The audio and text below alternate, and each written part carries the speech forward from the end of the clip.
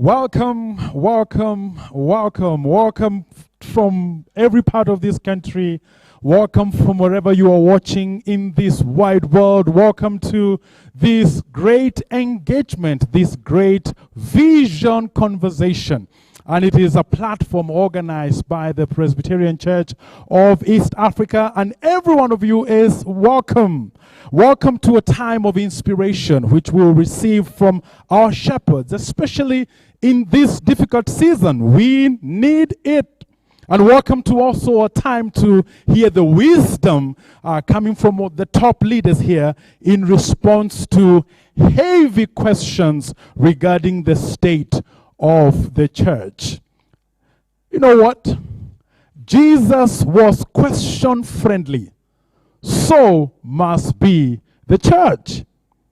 You know, the president of Tanzania, her name is Samia Suluhu Hassan, was here just a few days ago, and one of the things she said is that Kiswahili cha Kenya ni burudani.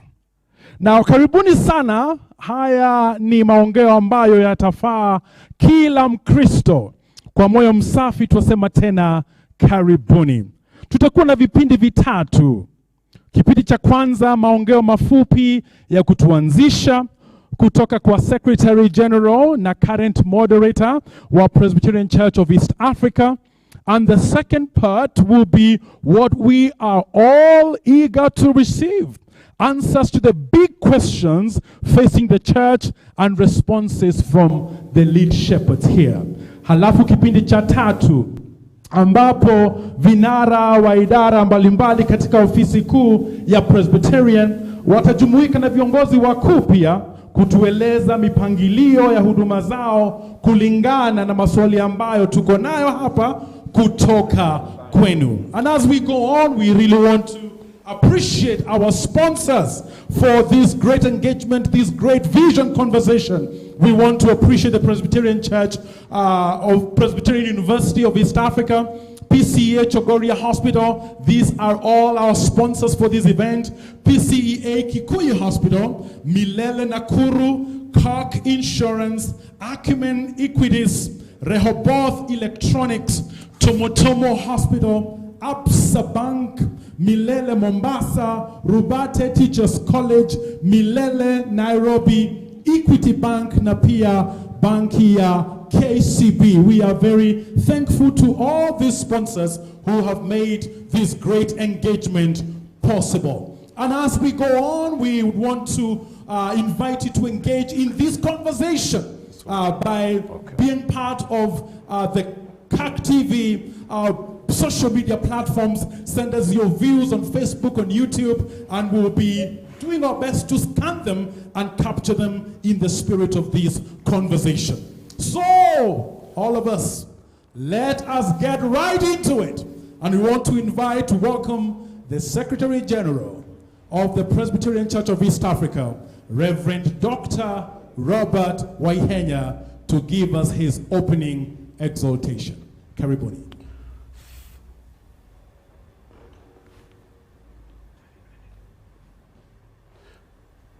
Thank you so much. I salute you all, brothers and sisters, in the name of our Lord Jesus Christ. It is a great pleasure to me and to all of us here as we meet for the first time on a national platform, this national TV, to discuss the pertinent issues affecting us as a Christian family. I also want to take this opportunity to thank you all for having faith in me and electing me as the Secretary General of the Presbyterian Church of East Africa. And with humility and having taken the oath of office, I commit myself to serve church faithfully and without partiality as God will lead me. This office is not a one-man show, and therefore let us all engage and support this office and the entire office of the General Assembly for the well-being of our church. I take a very special cognizance of my predecessor, the late Reverend Peter Kania Kariuki, who was my mentor and who was called home by our Lord immediately after I was elected. He left a legacy And as a church, we honor him even at this hour, for even this platform we are using today was his brainchild. I also want to thank Reverend Paul Kariuki, who stepped in as the acting Secretary General for 1 year, and at a very difficult time after the demise of our dear brother, and he was able to man and to navigate this church through that very difficult transition, which was not well mapped, and here we are today. So we salute you, our dear brother. As a church, here we are. It is the 23rd General Assembly of the Presbyterian Church of East Africa, a time where we have been encountering unparalleled challenges all over. Getting into an office when the churches are closed or operating not at their best, having gathering order to be at a third. A time when the only news we are getting about barriers, ICUs, the oxygen narrative, discouragement from people, and other heartbreaking reports. It is a defining moment for the church when the Lord is asking us to consider our ways anew. In the midst of all the challenges, when the world is watching and waiting for us to give up and lose it, we can't give up. And I repeat, we can't afford to give up. We must overcome this together as a church. We must join hands in love, encourage each other, with a clear focus and sincerity. Be more prayerful than before.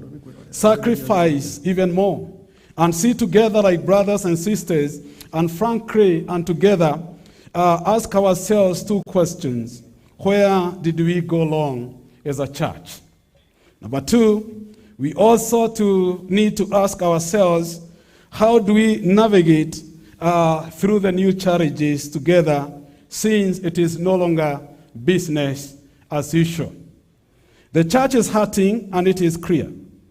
And therefore, I want to request all of us to observe the following. Number one, have faith in this office and support it in prayers and in everything and its leadership. Let us support this church. Number two, let us demonstrate loyalty. Loyalty is everything. For us to succeed, we must be loyal. Number three, we must reevaluate our mission priorities and patterns, because some of the models we are using are no longer useful. We must reevaluate ourselves. In our investment and institutions, we pledge to inject professionalism and bring professionals on board. The other issue we need to do is to engage the new professionals and then look afresh at our investments. Then I want to call upon all of us that we need to relook at the issue of litigation. We have so many litigation issues, and therefore I'm calling upon our church. Let us try as much as possible to avoid the civil courts. There are other alternatives, the alternative dispute resolutions, and other avenues in accordance to the courts of our church. Let us look at those before we go to the courts, because our church has continued to lose it big. Finally, we also want to look at the issue of ecumenism and our foreign partners. We need, and as our moderator said, as we look at the new avenues, let us demand to be respected and to be honored. Let us also be key prayers in that, and we are going to ensure that we pray a meaningful part in the area of partnership. My word is support this office. Trust us. Let's collect our mistakes as a church together. Let us conduct our businesses differently. Let no one lose heart. Let's have patience, and this is what we are praying from you. let us also not lose our culture of vestry. When issues are not going well, let us handle them and our matters with dignity, order, decency, and decorum. Let's have committed members of our church, and let us continue to encourage each other instead of discouraging each other. All of us together, we can make it. And let us explore the new ways and the new avenues. And the future is bright. Let's join together, for your part is as important as my part. This General Assembly, the 23rd, commits to do all what it takes to see that this church moves to the next level with the help of God. Be part of the team as we work for the Lord, all of us together. Thank you so much. All right. We really appreciate those words, Reverend Dr. Waihenya. And we can hear clearly your great passion there for the church, great confidence in God as well, and the call for cooperation. And once we cooperate, once we are in this together, then we know that the church will make a difference and we shall make our communities really and truly bright. Now, in his acceptance speech a few weeks ago, the current moderator made one thing very central, that the need for authentic and an impactful spirituality is inevitable. Ukristo ambao umechunguzwa vizuri, Ukristo unaochangia maendeleo katika jamii. This call is a call we need to hear over and over again, because a fruitless faith is no faith at all. Let us welcome the shepherd of the church, Right Reverend Mutahi Thego, for his opening exhortation. Nakusalimu katika jina la Yesu Kristo, aliye mwokozi wangu na ambaye ni mwokozi wako. Siku hii ambayo Mungu ametupatia tuweze kuwasiliana kwa njia hii ya mitambo. Natumai uko mzima na kama vile sisi tulivyo upande huu. Wakati nilipoapishwa, nilisema na tukakubaliana kwamba neno la mwongozo litatoka katika kitabu cha nabii Hagai, mlango wa 1 mstari wa 5. Tafakarini sana juu ya mienendo yenu. Tafakarini sana juu ya mienendo yenu. Na tukasema maneno hayo yanatumulika kila mmoja wetu katika maisha, katika familia, katika biashara, katika utawala, katika dini. Tukasema muongozo huo ni wa kila mmoja kuufikiria, kuuwaza, ili yale ambayo yameenda kombo tupate kuanza kuyarekebisha. Ukweli ni kwamba mengi yameenda kombo, sio tu kwa kanisa, bali pia kwa familia, pia katika siasa, katika mambo ya utawala wa nchi, lakini pia katika kanisa. Tukasema mbele haiko sawa, inabidi tuanze kuangalia ni mambo gani, na usimwangalie mwingine. Ujue wewe ndiye ambaye unapaswa kutafakari juu ya mienendo yako. Kisha tukazungumzia mambo kadhaa ambayo najua mengi mmeyasoma tena. Mimi pia nimesoma na nimesoma tena kuhusu yale tuliyosema siku hiyo. Na wengi wetu tumesema yanapendeza. Lakini haitoshi kusema yanapendeza. Inabidi wewe na mimi tuanze kutekeleza mambo hayo. Mimi nimechukua kiapo ya kusema nitatekeleza. Tumezungumza na ofisi mpya ya General Assembly na tumesema kuanzia hapa katika ofisi tutatekeleza. Kwa hivyo na wewe pia Angalia katika hayo maneno ni gani linalokumulika, ni gani linalokuhusu. Uanze kutekeleza, usisubiri sana, kwa sababu ukisubiri wanasema kwamba chelewa utakuta mwana si wako. Kwa hivyo, kwa sababu wakati unayoyoma, tuanze kutekeleza kwa njia dogo, kwa njia kubwa. Mimi na ofisi ya General Assembly tumekubaliana tutaanza kutekeleza yote, na kwa kifupi naweza kutaja, ingawa sitaweza kutaja yote kwa wakati huu, sababu wewe umesoma, mimi nimesoma, tutaendelea kusoma.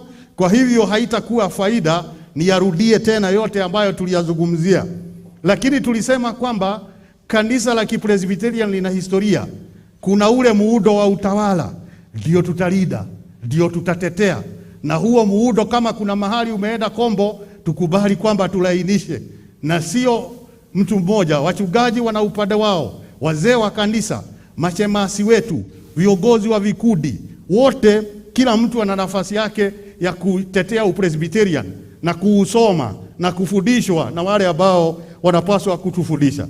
Kisha tukasema kwamba tutawajali wote walio katika kanisa, kwa sababu tuna watoto, tunawafundisha, kuna walimu wa kutosha wa kike na wa kiume, kuna mahali pa kuwafundishia.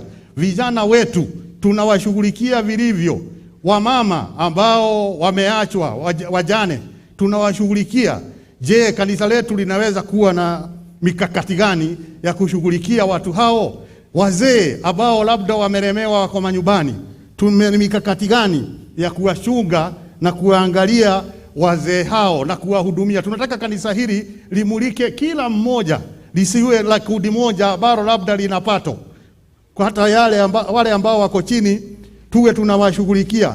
Na nimesema nilipoanzia kwamba isiwe kwamba mnasubiri yote yatatoka huku juu. Sisi tuna nafasi yetu, lakini huko chini pia mna nafasi yenu. Kisha tukasema mambo ya mali, tuchunge mali yetu, tuiangalie vizuri, kusiwe pesa na mali inapotea hapa na pale. Na pia katika kutengeneza makadirio yetu au budget, tusitengeneze budget ambazo zimetupita, sababu zinafinya washirika wetu. Kuanzia hapa head office tutaanza kuangalia ni gani ambazo hazifai, ambazo tunaweza kuziondoa kwa sababu nyakati ni gumu. Presbyteries pia zifanye hivyo, parishes hivyo vivyo, na wale wengine, ili isiwe kwamba tunadai pesa ambazo hatuwezi kuwa nazo, ambazo hatuzipati. Tuwe tumedhurumu yule anayetoa kiasi cha punda kuchoka. Na majuzi kuna mtu alinitumia picha nikaiona, punda ameinua miguu, ana ile gari lake, ameshindwa kutembea. Sijui kama alikuwa anamaanisha hivyo ndivyo punda anavyochoka. Tusimshoshe punda kwa vile tumemwekea mambo mazito sana. Na hizo pesa zikiingia kwenye mikono yetu, wale waliopewa jukumu la kuchunga pesa hizo wazichunge kila peni, ihakikishwe kwamba imechungwa na kuchungwa vizuri, isije ikapotea. Haya mambo ya kufanya umisheni, Secretary General amezungumzia, na hiyo tumesema kwamba lazima watu waweke pesa kiasi kidogo. Hata kama hamuna mahali pa kwenda, muombe ushauri kutoka kwetu. Tutawaambia sio mtuletee pesa, bali ni wapi mtaenda kufanya umishonari, kwa sababu kuna wale waliofanya umishonari upande huu wa kwetu. Tukazungumzia mambo ya elimu, shule zetu, na tumefurahia shule zetu zimefanya vizuri sana katika mitihani ya kitaifa. Lakini kuna zile shule tulizoanzisha ambazo kidogo zimetuponyoka, tuzifuatilie, tujue nini kinaendelea huko. Na tukazungumzia hata mambo ya kuwa na chaplains ambao watafaa, na tungetaka wawe na mwito, watu wawe na mwito wa kufanya kazi hiyo, na sio mwito wa kujibadika. Tunataka uwe na mwito wa kusema mimi nikiingia huko, hata kama kutakuwa na matamu upande mwingine, mimi ni mishonari wa upande huo, na sisi tukushikilie katika hali na mali. Tukazungumzia kuhusu mashamba yetu. Tukasema kwamba tumepoteza mashamba. Mashamba haya mengine tuliyapata kutoka kwa wazazi wetu, mengine tumeuza na hayapasi kuwa yameuzwa, mengine yamechukua mikopo, yako hatarini, mengine yamenyakuliwa. Kuna wengine wameingia kwenye hayo mashamba na wakaanza kuyafanya yao. Kuna kesi mahakamani, na kuna kesi zingine ambazo tumeshindwa, sio kwa sababu ya ati hatukuwa na ushahidi, ni vile tulichelewa kwenda mahakamani au tukapuuza, kesi zikaamuliwa dhidi yetu. Na hata kama zimeamuliwa dhidi yetu, kama tuna ushahidi, tusishindwe kufuatilia hata kukata rufani kwa kesi kama hizo. Na kwa sababu kuna shirika za serikali ambazo tunazijua na tunaelewana na walioko, tutakuwa tukiwasiliana nao tukiwaeleza shida zetu. Kwa hivyo kama mna shida aina hiyo, mfuate, na kama hamna stakabadhi, muhakikishe mmefuata stakabadhi ili tusipoteze ardhi yetu kwa njia ya ovyo. Secretary General wetu amegusia kuhusu wale wataalamu ambao wako katika kanisa, na kanisa hili letu limebarikiwa. Kuna wataalamu wa aina nyingi wa taaluma zote. Tukakubali kwamba hatuwezi kuishi karibu na mto kisha tuwe tunanawa uso kwa maji kwa mate. Tutakuwa tukiwatumia, lakini pia tukahimiza na wao pia watuheshimu na pia wasitumie nafasi yao kutudhurumu. Secretary General pia ametanja vile tulizungumzia kuhusu ushirika wetu na wale wa makanisa mengine na wa imani nyingine. Tunawaheshimu, pia watuheshimu. Kama kuna mahali ambapo tunapaswa kuwa pamoja katika vyuo, katika taasisi, tuwatume watu huko wakubalike, na sisi tukubali nao pia watuongoze. Asiyekubali kuongozwa hawezi kuongoza. Na sisi pia tuna uongozi, tukipata nafasi tusiipoteze. Lakini kwa ujumla pia mnakumbuka tulizungumzia mambo ya ukosefu wa mapenzi ya kazi katika nchi yetu, sio kwa kanisa peke yake. Kwamba wengi wetu tunataka mishahara, tunataka marupurupu, lakini kazi ni kama tunaona inatusubua. Tunajaribu kuiepuka, lakini haifai. Tuipende kazi sababu Mwenyezi Mungu ni mfanyikazi mwenzetu.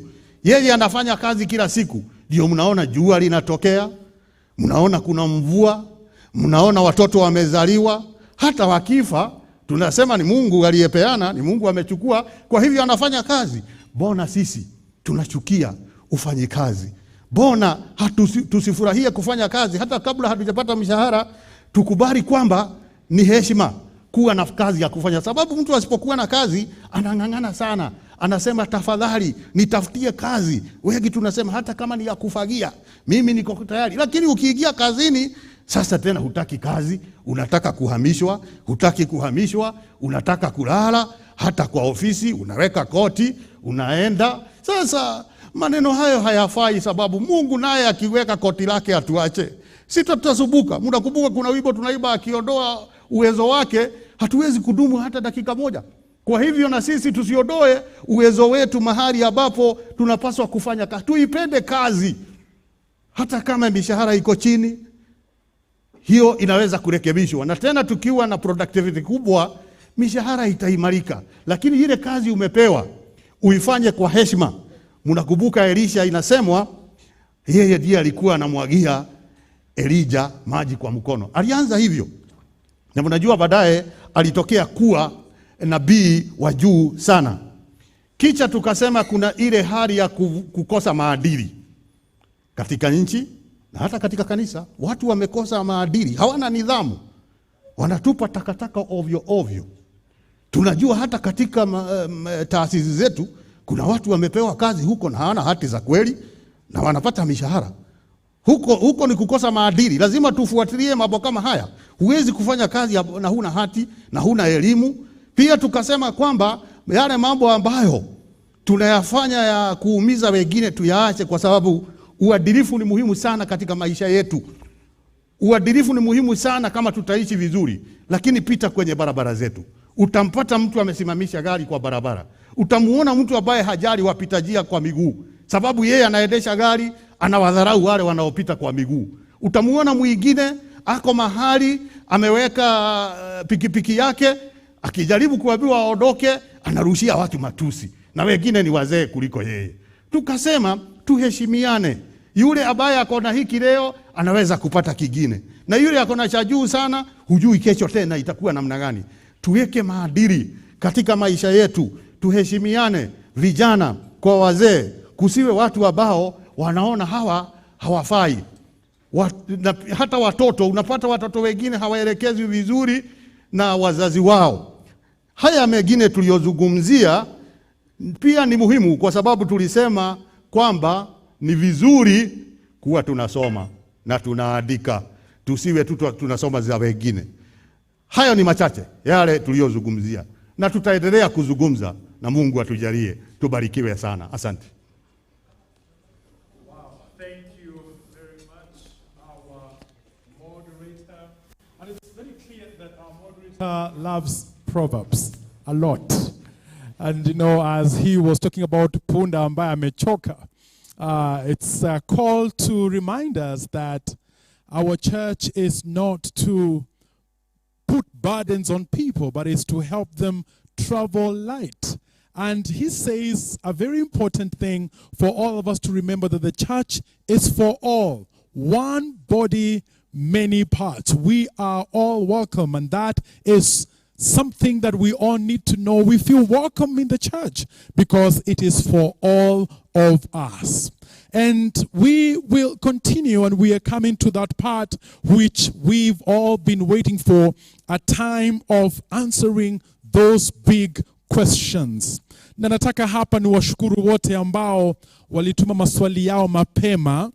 Mengine tayari tumeyajumuisha katika maswali ya leo. Let's keep engaging on all the CAC TV social media platforms, YouTube, Facebook. Let's continue to do that. We'll pick your comments, we'll pick your questions as well. And we want to again appreciate our sponsors who have made this a great engagement, this vision conversation possible.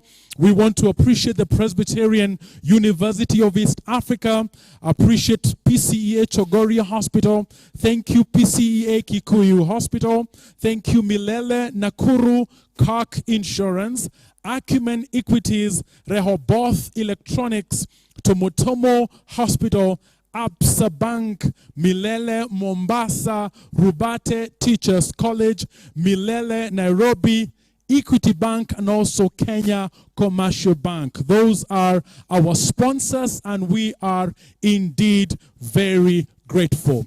We will take a short break, and then right after that, we will begin the section of the big questions. Stay here, we'll be right back.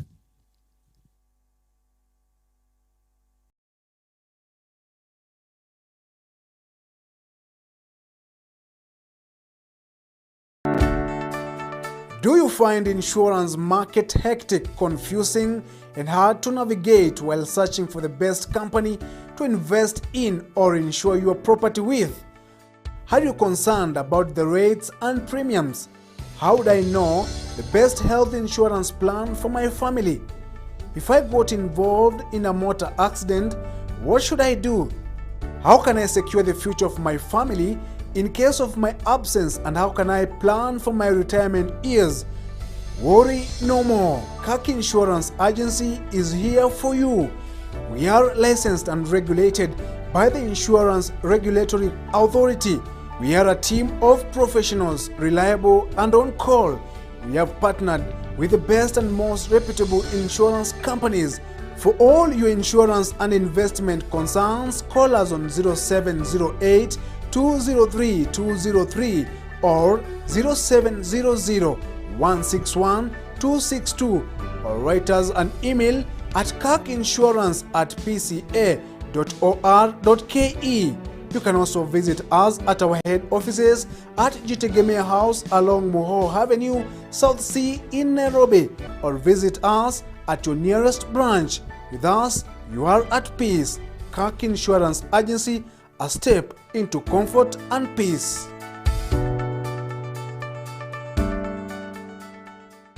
Simplify your life with Absa One account with no minimum balance or maintenance fees. Unsecured loans with a high limit for up to 7 years. Guaranteed cashback on swipe transactions. SMS 1 to 22268 to sign up. That's Absa. That's Africanacity.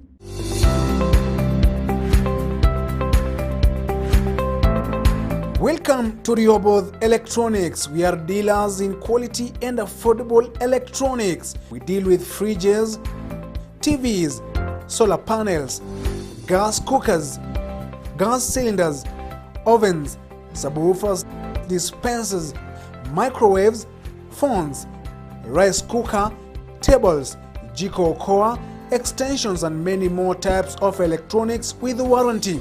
We offer deliveries fast and convenient countrywide. We are located along Rondan Gala Street opposite CGHU Secondary School, 2nd floor. Contact us today on 0721 952 998 or 0711 470 090 for more information.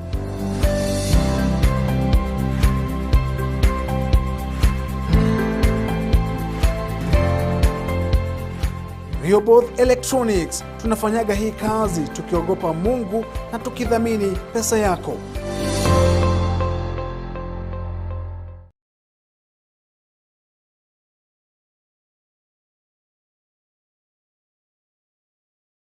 For being part of this great engagement. It's a big engagement indeed, and we have come to that section of the big questions. And thank you for sending your questions in advance. We've done our very best to incorporate your spirit in these questions, and I can tell you that we will have a good time of being inspired, enlightened, and also educated. All right, you gentlemen look great. You look fantastic, man. Thank you. Wow. Yeah, you definitely look very nice and ready to go. Yes.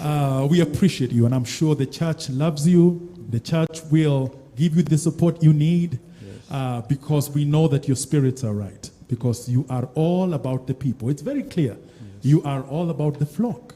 And even as we have these questions that the people want to hear responses to, I'm sure that they'll be coming from your heart, because you already have a lot of love for the people.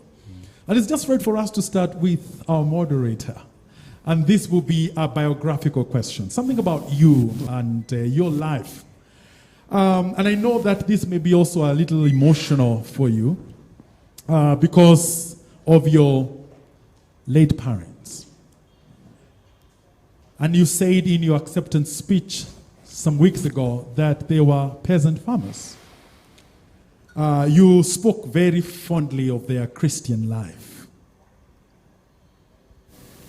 There's something you said also, that you feel that they were actually more committed to the Christian faith than yourself, which was a statement of great humility when you think about it. And many people can actually relate with these aspects of your experience. Many who are listening to you, who are watching you today, are orphans. Many who have come and are still a big part of our congregations are poor. They are orphans and live in very poor conditions. Very many of our members relate with your background. Actually, a huge part of our congregants have what we can say family-related disadvantages. They come to church hoping that God will give them relief from their burdens and actually elevate them. As a person who is familiar with these kinds of difficulties, how does your background, influence your style of leadership and your attitude towards the flock that you now lead? Thank you. What you have said is true about what I said in regard to my late parents, who I'm greatly indebted to. But as you have said, it is true that we have different homes where people have been brought up and different circumstances. And I'm aware of that. Even when I read scripture, I know that there are children who are brought up under very difficult conditions. But the beauty of it all is that they became partakers of God's kingdom. And that's why I have been saying that in stewardship of people, we shouldn't leave out anybody. Whether they are orphans, whether they are destitute, whether they are of a single parent, and so on and so forth. So the church, we have been entrusted to shepherd, should, and we will lead in that, make sure that there are opportunities for each of the child of God, even the street children. The Lord has a place for them. Therefore, we shouldn't just think about one category of the membership. We must, as much as possible, remember that there are those who did not have functional homes, yet they are in our midst. Look for ways to attend to them. Ensure that anybody who is within the church fraternity, even if they are not brought to church by their parents, will still feel at home. And that will happen because every one of us will play their role in parenting the children, because we should be parents of all children, regardless of who their biological parents are. Therefore, I believe even in our church groups, our church departments, that will also be happening, and I promise that nobody will be left out in regard to shepherding simply because they do not look or are like other people. Thank you. No one will be left behind, no one will be left out. Strong statement there. And let's come to our Secretary General. Great talk there, great opening exhortation. And just to ask, because it is not a secret, it's not a secret that the leadership positions in this church, the leaderships at the top, are fiercely competitive. And one of the ways employed is to gather clusters together, or teams, or rally mates, each with their supporters, right? And this means that the outcome of the elections automatically produce critics. Critics. Now, the sheep in your care, as well as the wider community, expect the top leadership to be not just symbols, but disciples of oneness and unity.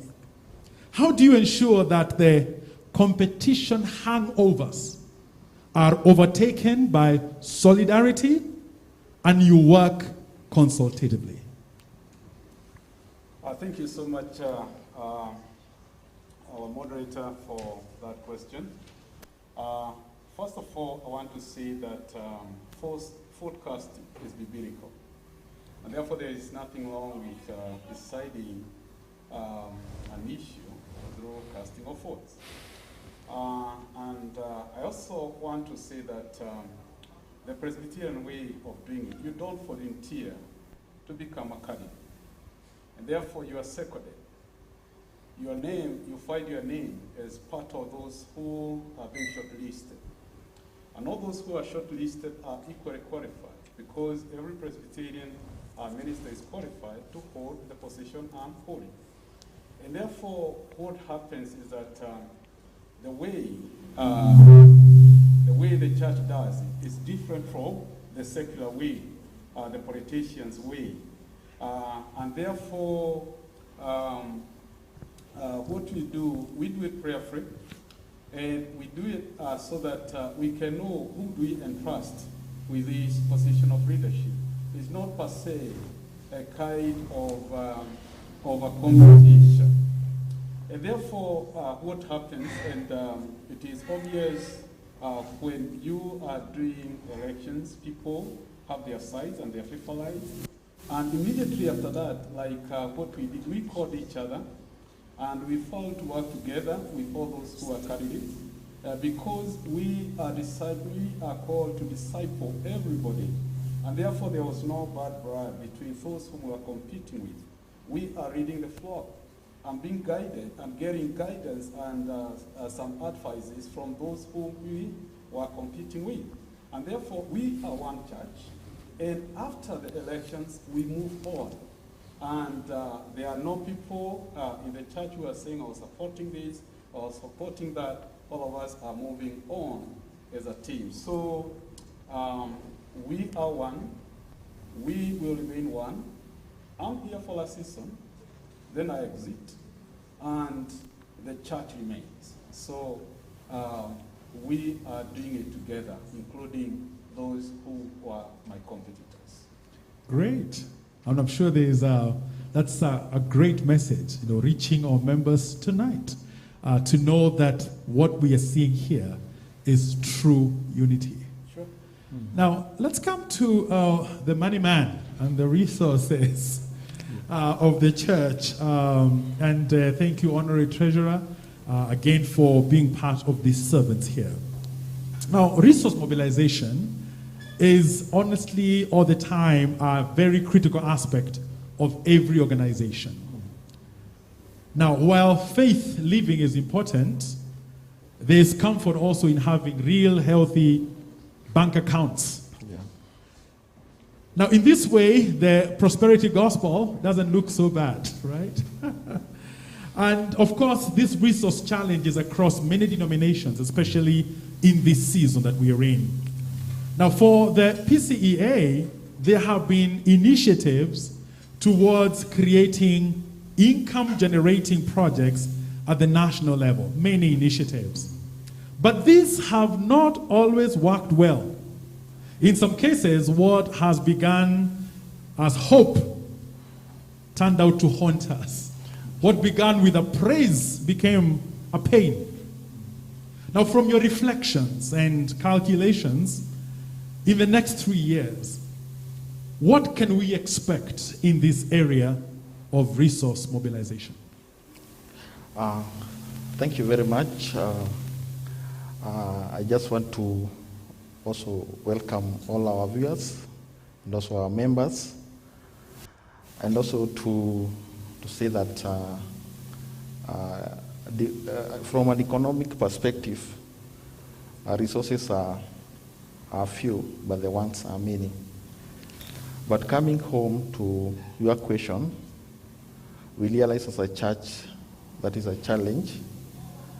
But what we have done for the time we have been around, and also going forward, we have noted that it's been a challenge, especially the investment, in the sense that we have very good ideas, but when it comes to implementation, has been a problem. So from a finance perspective, we have developed financial management policies, which have already been actualized. And this is what will be guiding the church, in that whatever we want to start or develop, we need to do what we call cost-benefit analysis. And we have a very robust investment policy, which is guiding us, a General Assembly, but better still, it's for the entire church. Because even as we invest at this level, we really rely on the support that is coming from the entirety of the church. To be specific, say 80% of our financial support has come from the ground. But for us now to move forward and also to reduce the burden, we have to ingeniously come up with diverse investment areas that will move us forward. The second point which I need also to put a close is that we have tried to diversify our portfolio, in that whatever we are investing, there is a fair return on our investment. We have in mind the real estate, because we have a lot of avenue in terms of real estate, and whatever that we have currently, we need to be good stewards. For instance, if it's the rental income, are we receiving everything from our tenants? Also now when they come to the other income generating units, say we have a hospital, we have an educational institution, even as we offer the service, there should be a surplus that is coming in for the church. We should not just be expending for the income that we receive. And some of these policies are in handy, in a situation where we feel that we are continuously reporting losses, perhaps we can do away with, or also come up with a better way of managing it. The other thing also, which also help us in resource mobilization, is the issue of a synergy, whereby within the church is quite a big institution, whereby if an institution, we have in some areas, some who are doing very well in, say, education sector, we may ask them to help others who are not doing very well, so that we minimize on our losses. The other area also is in terms of the resources, like where do we, say, bank? We bank across the entities. We also want to approach our partners, so that can we get the best out of our resources that we have. And then the other area which also would also help in resource mobilization or savings is on the partners that we engage in. For instance, in the mission area, we have we have identified specific areas where we can partner with our partners and also our well-wishers. In this way, we are talking of not having so many activities, but at the end of the day, we cannot see any success. So these are some of the areas, perhaps as a General Assembly, we are looking into, so that the same story that has been there, we do away with it. Well, it's very refreshing to hear that we want to get rid of the old story. Yes. You know, the story that has recurred over the years, that we can look forward to it being just a whole new story. Yes. And that's good news. And let's also hear our Deputy Secretary General here. And we want to hear from you about the theme, the present theme, the theme of the present season that comes from Haggai chapter 1, verse 5. And it says, give careful thought to your ways. And this forecasts the prophetic direction of the denomination for the next 3 years. Now, the clergy, who are the shepherds, are the couriers of the prophetic actions. Now, we want you to give them and the church, leaders in the church, 3 top expectations the shepherds should action for the sake of the congregations. A very important question. You know, the Bible says that without a vision, people perish. That's why in every General Assembly, there is a theme to rally people in a certain direction, motivate people, unite people for the next 3 years. And this year's theme is a very powerful theme, as the moderator has elaborated and also the Secretary General has alluded to. And I appreciate that it's calling us to reconsider our ways, give careful thought. In other words, we are being called to do things differently than the way that we have been doing things. For me, 3 areas. One is about priority. Are we going to continue doing things as we are used to? The area of priority. Number 2 is the area of loyalty. And the Secretary General has alluded to that. Because this calls for where is our commitment? We need to be loyal. And maybe the third one I would mention is about timeline. You know, we may have very good intentions, but how and when do we do them? So I think this, and I believe that this theme is calling us to do it right now.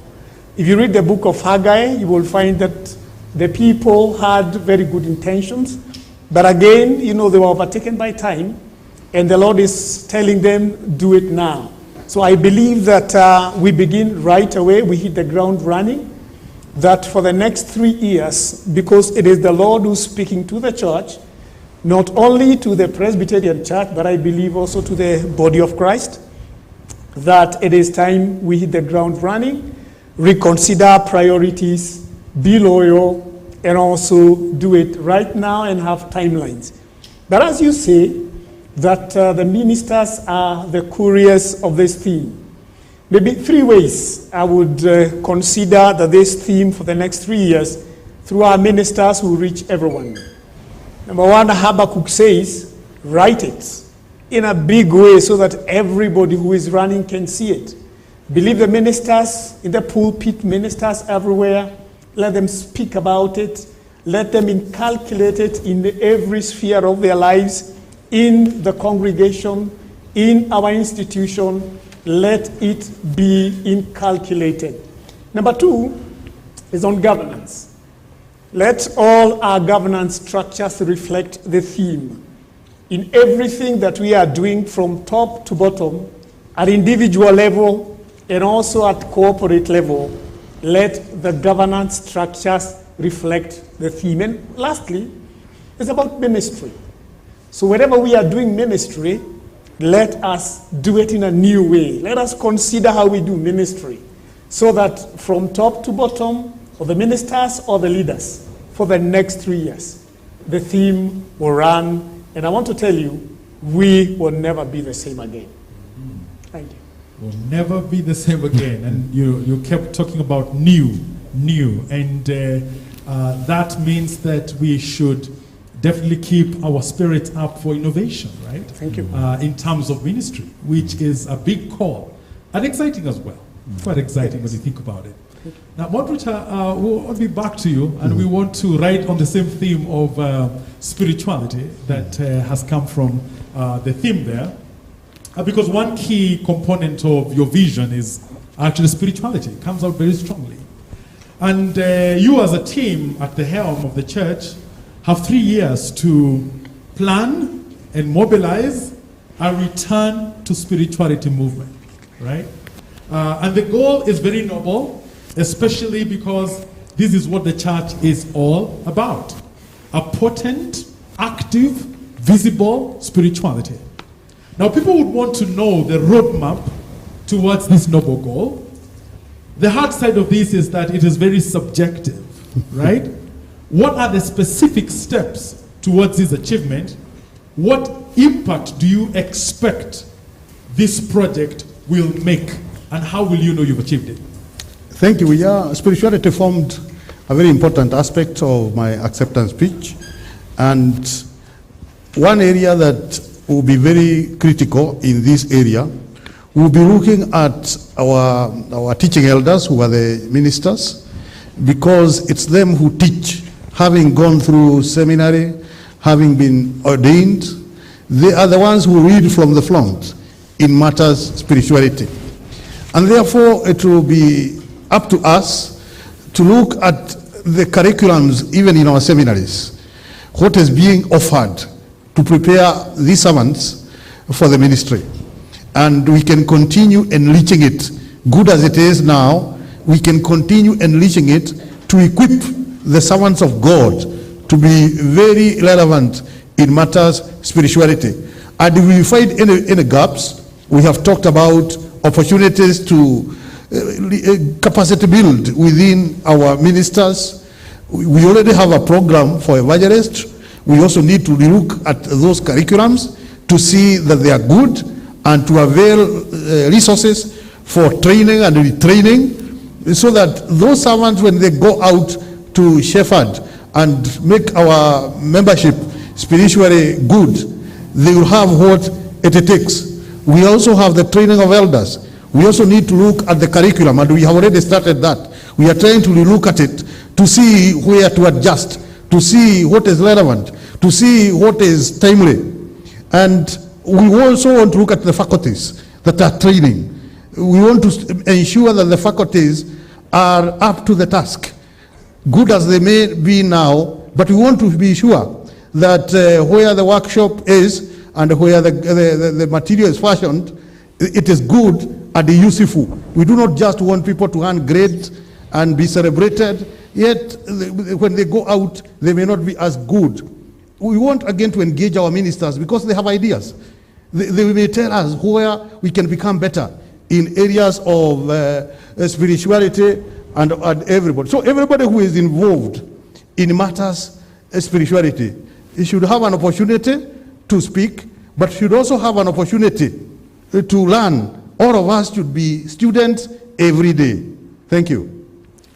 Okay,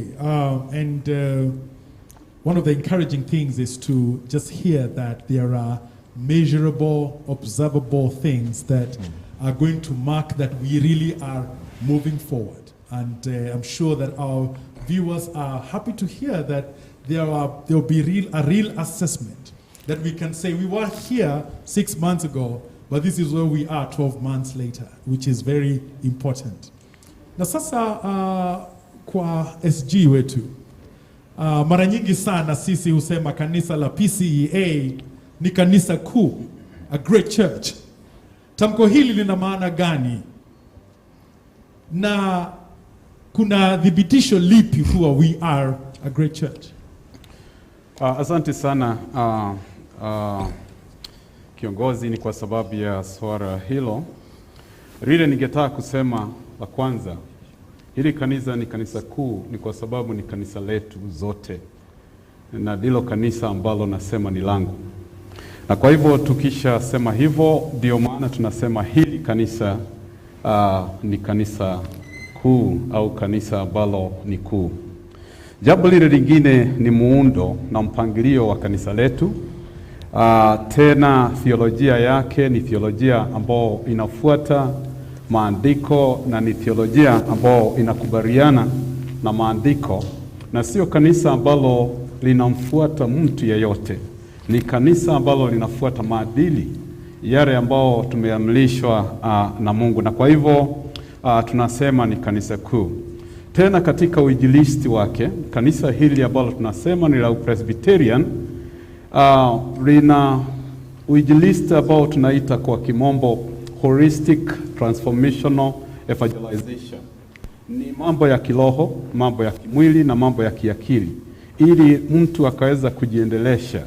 Na kwa hivyo ndio maana tunawaona sio kuwainua, lakini wale ambao wako katika kanisa hili ni watu ambao wana maono, ni watu ambao wamefunzwa kuwa na maono, sio tu mambo ya kiroho, hata mambo haya mengine. Jambo lingine ni ya kwamba ni kanisa ambalo limekuwa tangu jadi, ya kwamba sio kanisa ambalo linakuja linapepea alafu linaanguka. Ni kanisa ambalo lina misingi, miundo msingi yake ni kanisa ambalo ni la kutegemewa. Na kwa hivyo tunasema ya kwamba this is a great church because of its theology, ni kwa sababu ya mpangilio wake, muundo wake. Na ni kanisa ambalo hakuna mtu anaweza kusema ya kwamba I am the church. No, it is a church ambao ni ya kila mtu. You know, I like the confidence you have that it is indeed a great church. You know, and we at this point would want to appreciate the interactions on our social media, coming from Facebook, coming from YouTube, and we want to specifically appreciate Kanyanja Ndongo. We want to appreciate Samuel Ngoge. We want to appreciate Martin Kariuki, Peter Kamau, Ndegwa wa My Kenyan Link, and James Guthus, Daniel Ndimbi, and Jackson Waweru. We really appreciate your interactions, your comments. All of you, keep them coming. We'll do our best to sift them and incorporate them here. And let's talk to the Honorary Treasurer. There's a question here coming from our social media participants, and it's from Kanyanja Ndongo. This is what he's asking, and I will just read it as it is. Kindly, I want you to address the issue of segregation. You consider the deep-pocketed individuals at the expense of the other members.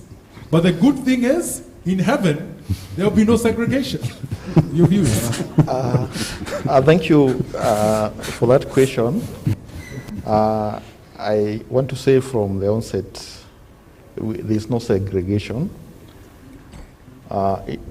Because when we come to church, we invite each and every one to give according to what God has blessed him with. And we have the tithes, we have the normal givings, and I believe when we receive them in the church, we apply them as per the structures.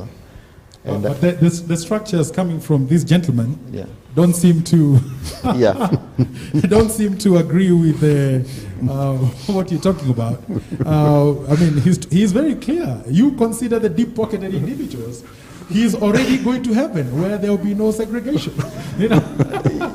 Yeah. Please encourage these Kanyanja Ndungu to stay on earth a little bit. Yeah, that's what from the church perspective, because the money that comes to church is utilized from maybe a given way, you know, every level, and maybe I will address it from the level of the local church committee. Every level of this church, there's a way money is received. There is the way that money is utilized for the mission, for the church maintenance. I don't think we consider how you are giving.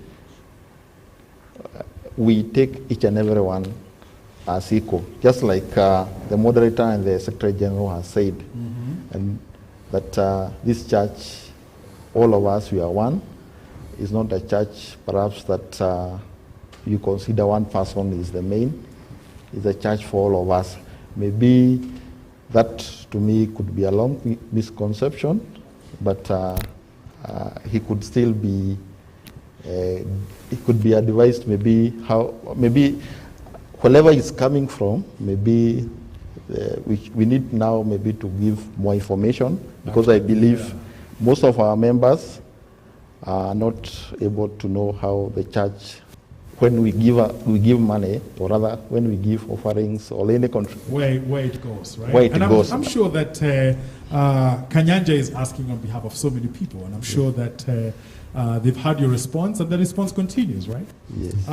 Let's talk about the pandemic, the season we are in, moderator, because it is a season that is unprecedented.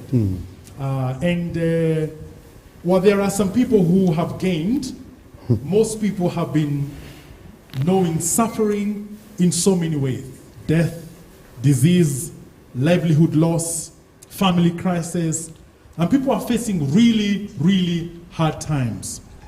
Now, the Interfaith Committee has managed to function around church administration, opening and how to remain open, closed and how to remain closed, but not quite in terms of how to deal with the pandemic itself. Now, from where you sit, we recognize that this cannot be done by one institution, but must be a joint effort. What would you say, moderator? What would you say the contribution of the church should be in scaling down the effects of the pandemic? Indeed, it's true that the pandemic has hit us hard, below the belt, and we said our heartfelt condolences to those who have lost loved ones in the recent past, pleasantry. We also celebrate the fact that people who have been unwell are now well, and there are people in hospital. We wish them speedy recovery. But as you have said, there are interventions that we should put in place, and we have done that. We have kept on reminding our members and our leaders to consider COVID-19 as a real threat. And since this is an area of science, science has taught us how to deal with it. Of course, I need not repeat the many things that we are asked to do, starting with washing our hands and so on. But as a church, we also have a role to play in taking care of the membership. We, of course, number one is spiritual care. And we have reminded one another that our ministers, our elders, our evangelists, they should be out there, of course taking all precautions, to take care of our members, calling them, you know, praying with them, even on phone, visiting their homes, and, you know, where there is death, you know, condoling with those families. And even though the numbers have been, you know, de-escalated in terms of who should attend, we want to be part of that small number. We want our servants to be part of that number, so that our members, and not just our members, everybody who lives where we are, does not feel that they are not getting spiritual care. So it's an encouragement we are giving all out. But of course, we also have our mission department, and at Dalit, there are some interventions that we take. There are appeals that should be made in terms of relief, to reach out to those who are suffering. And therefore, we may not be able to do enough, but we are going to complement what others are doing in terms of reaching out and extending a helping hand to those who are in need. But we know that we may not deal with all cases. And again, we do not want to discriminate and say, you know, do this only to our members because they live in the same neighborhood and they live in the same families. So when it comes to attending to the needs of those who have been affected, we want to say that we'll do the little we have, we'll make appeals, and we'll do everything possible to reach out to those who are in need. Thank you. Yeah, because it's important that when the history books are written, that when the people who responded to the pandemic, the institutions that responded to the pandemic, that the church is listed at the top as one that helped to push back, you know, that whole crisis. Well, talking about crisis, let's come to the Secretary General again, but a different kind of crisis, debt, madeni. Now, kanisa la PCA lina deni kubwa, hasa madeni ya Poya, that is Presbyterian University of East Africa, na Milele Beach Hotel. Na uongozi uliopita ulikuwa na mtazamo wa kuendeleza na uwekezaji huu. Je, kuna mpango gani wa kudhibiti madeni haya, Secretary General? Asante sana kwa swali hilo ambalo hakika ni jambo ambalo limekuwa likiwasumbua watu wetu. Ni jambo tata ambalo limesukuma university yetu. Ni kwa sababu tukikumbuka hata sababu ambao ilitufanya tukawe sana bila kupata chata ni kwa sababu ya hilo deni. Na kwa hivyo lile jambo ambalo tumejadiliana pamoja na ofisi ya kwamba tuna mpango wa kujua the overall debt portfolio, madeni yote ambao tuko naye, ili tukaweza kuwa na mpangilio vile tutaweza kulipa hayo madeni yote. Na ni kwa sababu ni madeni ambayo inaleta aibu hata kwa kanisa letu na institutions zetu. Lile ambalo tungetaka kuhakikisha ni ya kwamba hili deni au haya madeni tutaweza kujua ni gapi na vile tutayalipa, na ofisi hii imesema ya kwamba hilo ni jambo ambalo watalifanya kwa dharura na ni jambo ambalo tutaanza haraka iwezekanavyo. So wale ambao wako na madeni, hatusemi kesho tutalipa sababu bado hatutajua ni gapi, lakini ni lazima deni kama ni halali ilipwe, na kwa hivyo hilo ni jambo ambalo tutalichukua. Pale Milele Beach Mombasa, tungetaka kuambia watu wetu, tunajua kuna madeni na yale madeni ambao tuko nao makubwa ni ya wafanyikazi, na tena ni kwa sababu ya mjengo ambao tumekuwa tukiujenga, na tuna mpangilio, na sio tu mpangilio, hiyo tumeanza kutekeleza.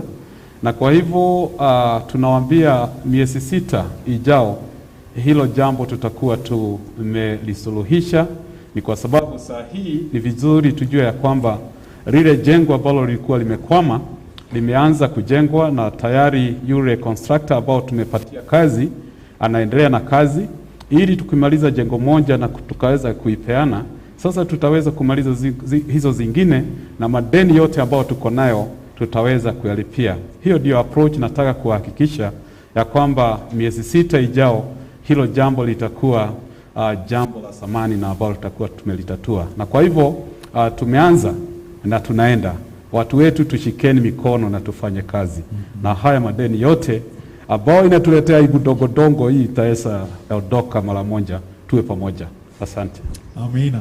Moderator? Ningetaka tu kuongezea, Secretary General amesema ile mikakati ambayo tunajaribu kuiweka ili kuweza kupambana na haya madeni. Lakini pia tungetaka kuambia wale ambao wako katika uongozi katika institutions zetu kwamba tungetaka kuepuka madeni mengine, na kwa hivyo itakuwa jambo baya na la kuagusha kanisa kama kuna yeyote pale ambaye anapanga tena kuchukua deni. Kwa hivyo tutakuwa tumefungua macho, tutaangalia sana kwa nini wewe uchukue deni wakati hapa tunataabika, na wewe unataka kujiburudisha kwa madeni, na haya madeni kidogo yametuumiza. Kwa hivyo mkakati ambao Secretary General amezungumzia tutaufuata. Asante. Na tena hakuna deni ambalo institution yetu itachukua bila kuidhinishwa na ofisi kuu, na ikaweza kutuelezea vizuri ni ya nini na ni ya kufanya nini. So all the debts zitakuwa controlled from the head office. Ni kwa sababu tuko katika kanisa moja. Okay. I think it's very refreshing to hear the plan, that within 6 months, and also to hear the warning that if you are planning to enjoy yourself by taking up yet more debt, be warned, be warned. Because whatever the church has suffered is enough, and so we don't want to get into that aibundogondogo tena. Now, I know that the social media questions are a bit interesting, but we have to also listen to what our people are saying. So, Deputy Secretary General, we have a gentleman here. His name is Martin Kariuki, just like you. I mean, your namesakes in one way. He's not going to heaven this one quickly, like the other one. But he is asking a very important question. He is asking, please tackle on issues affecting churches, mostly the rural ones. In other words, they seem like they are being left behind, and there's no way of really mainstreaming them as other churches move forward. Ni swala nzuri sana la mwenzangu Kariuki, ya kwamba makanisa yale yako kule rural areas yanaonekana kana kwamba hayazingatiwi na hayaangaliwi vizuri, lakini ningependa kumuhakikishia ya kwamba makanisa yote yako sawa mbele ya ofisi hii, na tutayashughulikia iwezavyo na tuwezavyo. Labda jambo hili linaweza kutokea kwa sababu ya mambo yanayohusu pesa. Kwa sababu utapata ya kwamba kumekuwa na muondoko wa watu kutoka kule rural areas na kuja mijini, na inaonekana kana kwamba kule hatukufikirii. Lakini ningependa kumuhakikishia kwamba ofisi iliyoko, the 23rd General Assembly, tunaangalia makanisa yote sawa, na hata kama ni mambo ambayo wangependa labda kutuletea, they would like to raise issues, we will consider, because whether it's urban churches, whether it's rural churches, all are our churches. And indeed, we are focusing not only in rural areas, but even in very remote areas. Kwa hivyo kanisa hili lina jukumu ya kuangalia na kulisha makanisa yote. So Kariuki can be assured ya kwamba hakuna tingazi tofauti ya makanisa ya town na yale ya kule mashinani. Makanisa yote sawa, na tutayashughulikia, na hata kama kuna malalamishi ya majambo wangependa kulituletea, yote tutaiangalia sawa.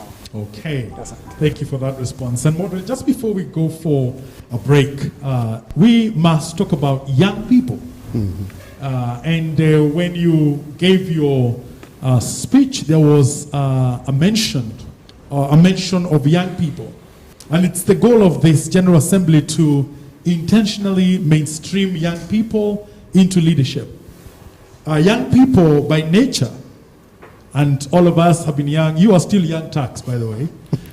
You are still young tax. And young people by nature interrupt existing systems. You must have interrupted some things along the way, if your memory, can bear me right.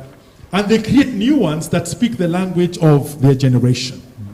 But the risk usually is to stifle the youth. you stifle the youth fire, right? And shape them into what has been in the past. Now, how will the church engage the existing youth culture? How does the church face the reality of an increasingly questioning youth with an increasing disinterest in religion? Ni ukweli kwamba vijana wetu wako kwa kanisa na wangetaka kuchagia zaidi. Kwanza tungesema kwamba tungeomba wale ambao wako kwa uongozi wahakikishe kwamba vijana wetu wanapata nafasi kuchangia katika mahali wanaweza kuchaguliwa, wale wametimiza umri wa kuwa mashemasi, wale ambao wamekuwa wanaweza kuingia katika kazi ya uzee wa kanisa, na wale ambao wanaweza kuingia kwa ushugaji katika miaka 25. Tukikumbuka kwamba Yesu alifanya kazi yake hapa duniani akiwa kijana, sababu miaka 33 inahesabiwa kati ya ile miaka ya vijana. Na pia tunakujua kanisa letu lilipitisha azimio la kuwa na mikakati ya kuajiri youth coordinators, the policy vile jukumu zao, hilo tutafuatilia tuhakikishe limefanyika.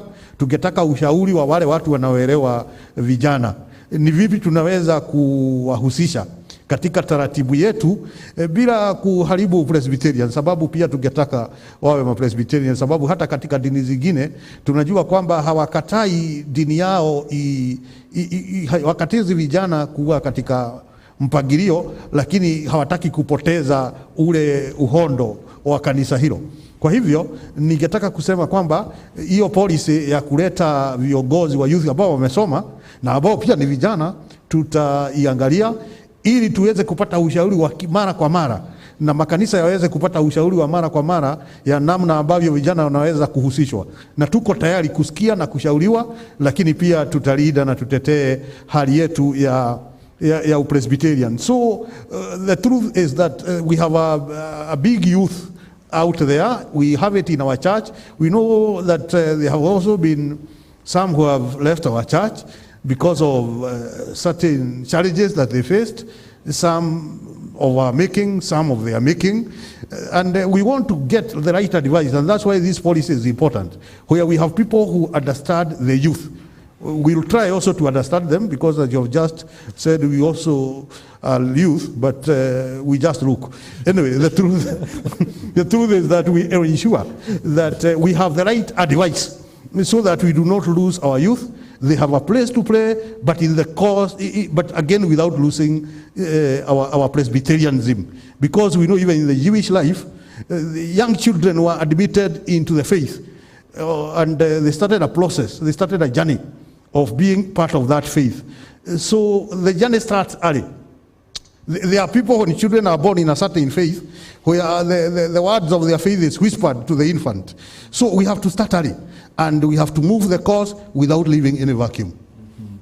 All right, viewers, we are continuing in this great engagement. Very enlightening responses here, and I am sure that as you listen to this, there is inspiration coming and welling up in you, especially when it comes to Christians in action. Again, we want to appreciate our sponsors: Presbyterian University of East Africa, PCA Chogoria Hospital, PCA Kikuyu Hospital, Milele Nakuru, Kirk Insurance, Acumen Equities, Rehoboth Electronics, Tomotomo Hospital, Absa Bank, Milele Mombasa, Rubate Teachers College, Milele Nairobi, Equity Bank, and Kenya Commercial Bank as well. We are very grateful for your support.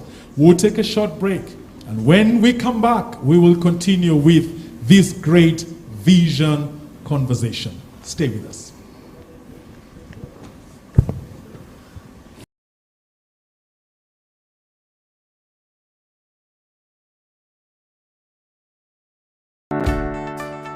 Do you find insurance market hectic, confusing, and hard to navigate while searching for the best company to invest in or insure your property with? Are you concerned about the rates and premiums? How would I know the best health insurance plan for my family? If I got involved in a motor accident, what should I do? How can I secure the future of my family in case of my absence, and how can I plan for my retirement years? Worry no more. CAC Insurance Agency is here for you. We are licensed and regulated by the Insurance Regulatory Authority. We are a team of professionals, reliable and on call. We have partnered with the best and most reputable insurance companies. For all your insurance and investment concerns, call us on 0708 203 203 or 0700 161 262 or write us an email at cacinsurance@pca.or.ke. You can also visit us at our head offices at Jitegemea House along Moho Avenue, South Sea in Nairobi, or visit us at your nearest branch. With us, you are at peace. CAC Insurance Agency, a step into comfort and peace.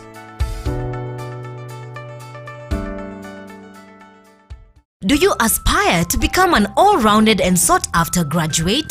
Then come to the Presbyterian University of East Africa. The university has qualified and competent lecturers and up-to-date facilities including lecture halls, internet connectivity, labs, a modern library and hostels. Come and pursue degree, diploma or certificate courses in Master of Business Administration, Master of Education in Educational Management, Occupational Therapy, Nursing, Business Administration, Communication Studies, Computer Science, Education, Hospitality and Tourism Management, and Theology. The university is located in a calm and conducive learning environment in Thogoto, Kikuyu, the cradle of education in Kenya. Presbyterian University of East Africa, finding new paths.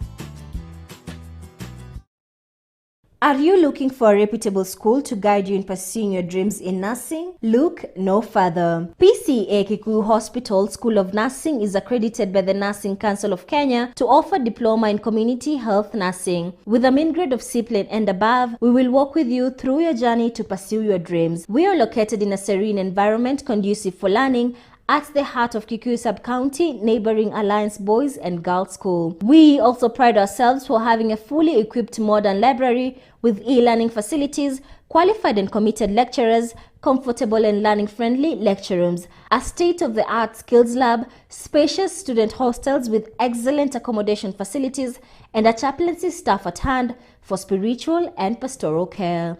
September 2021 intake is currently ongoing. To register, apply to the principal PCA Kikuyu Hospital of Nursing through mail nursing@pcakikuyuhospital.org. For more information, call the numbers on your screen. Simplify your life with Absa One account with no minimum balance or maintenance fees. Unsecured loans with a high limit for up to 7 years. Guaranteed cashback on swipe transactions. SMS 1 to 22268 to sign up. That's Absa. That's Africanacity. Over the last 70 years, PCA Tumutumu Training College has continued to produce globally competitive nurses who have created a positive impact in the nursing field within and beyond Kenyan borders.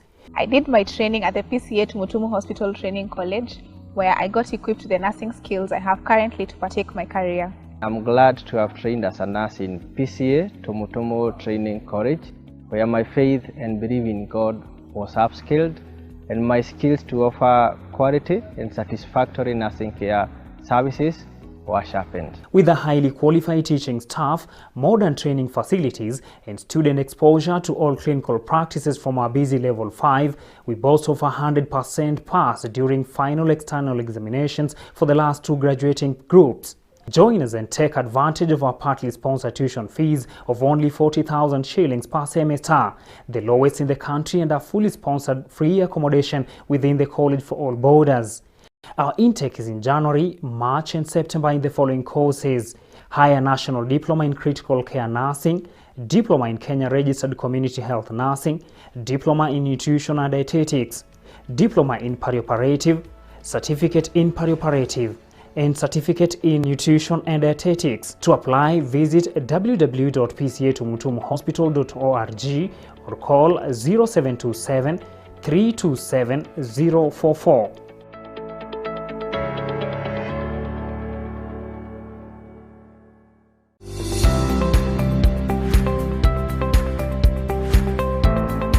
Welcome to Rehoboth Electronics. We are dealers in quality and affordable electronics. We deal with fridges, TVs, solar panels, gas cookers, gas cylinders, ovens, subwoofers, dispensers, microwaves, phones, rice cooker, tables, jiko okoa, extensions and many more types of electronics with warranty.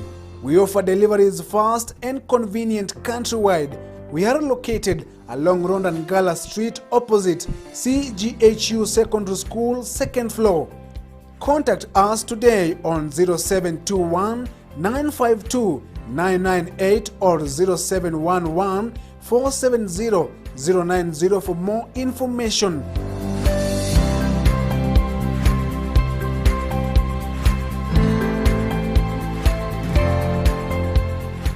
Rehoboth Electronics, tunafanyaga hii kazi tukiogopa Mungu na tukidhamini pesa yako. Clive Ivan College is located in PCA Chogoria Hospital in Chogoria Town. It was founded on Christian values and ethics in the year 1951 as a nursing training college. It is also accredited by the Nursing Council of Kenya and TVET. The college offers diploma in Kenya Registered Community Health Nursing with intake every March and September every year. The minimum qualifications for diploma in community health nursing are KCA C Min Grade C Plain, Biology C Plain, English and Kiswahili C Plain, Chemistry, Physics and Mathematics C minus. Accommodation for students is available and the schooling is also allowed.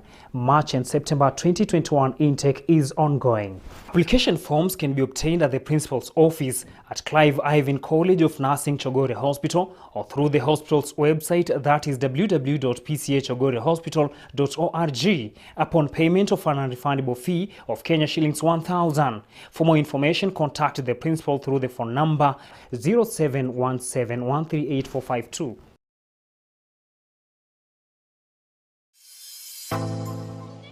Welcome to Milele Hotel, Nairobi, for a heavenly experience within the city. We pride ourselves in offering excellent services for accommodation, conferencing, weddings, themed lunches, dinners, breakfast meetings, charmer meetings, local parties, outdoor events, superb grounds for team building, and ample parking. We're located in South C, Muhoho Avenue, 4 minutes drive from the city center and a 20 minutes drive from the Jomo Kenyatta International Airport.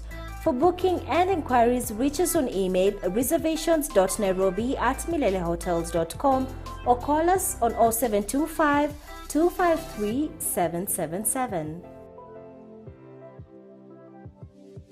Are you looking to grow a business? CAC TV offers you a variety of advertising opportunities to suit your budget. Advertise with us today and reach your potential customers countrywide. For more information, email us on sales@cactv.org or call 0794 588 054. Experience Christian television like never before. What are we called to do to transform the world, to make it more Christ-like, and ultimately to Christianize? We are Christian professionals placed by God in our different spheres. CAC TV brings you news. Ulimwengu unabadilika kwa kasi na kila dakika ya siku kuna jambo unalopaswa kujua. Economic. Ni mmoja tu wa wanabiashara ambao tumezungumza nao, mtazamaji. Health. The egg from Kienyeji chicken is very good and people know that. Be rest assured that health is wealth. Faith, as well as national issues programs to nourish your heart, mind and soul. We can bring the change that we desire in our country. We look into political and governance matters and current affairs matters with a third eye. We are called to multiply disciples. So there has to be disciple makers, and there has to be people that are willing to be those disciples. CAC TV brings it all to you. God bless you.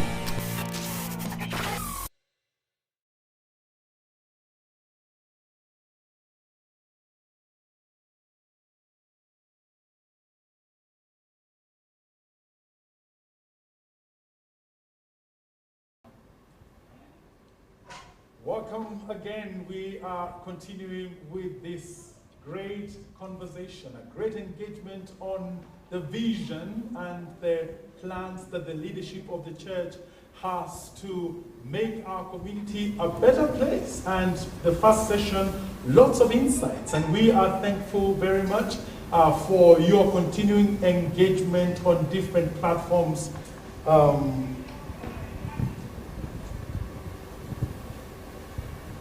We are very grateful for your continuing engagement on different platforms. Again, you are welcome back to this great engagement, this conversation about the vision of the church.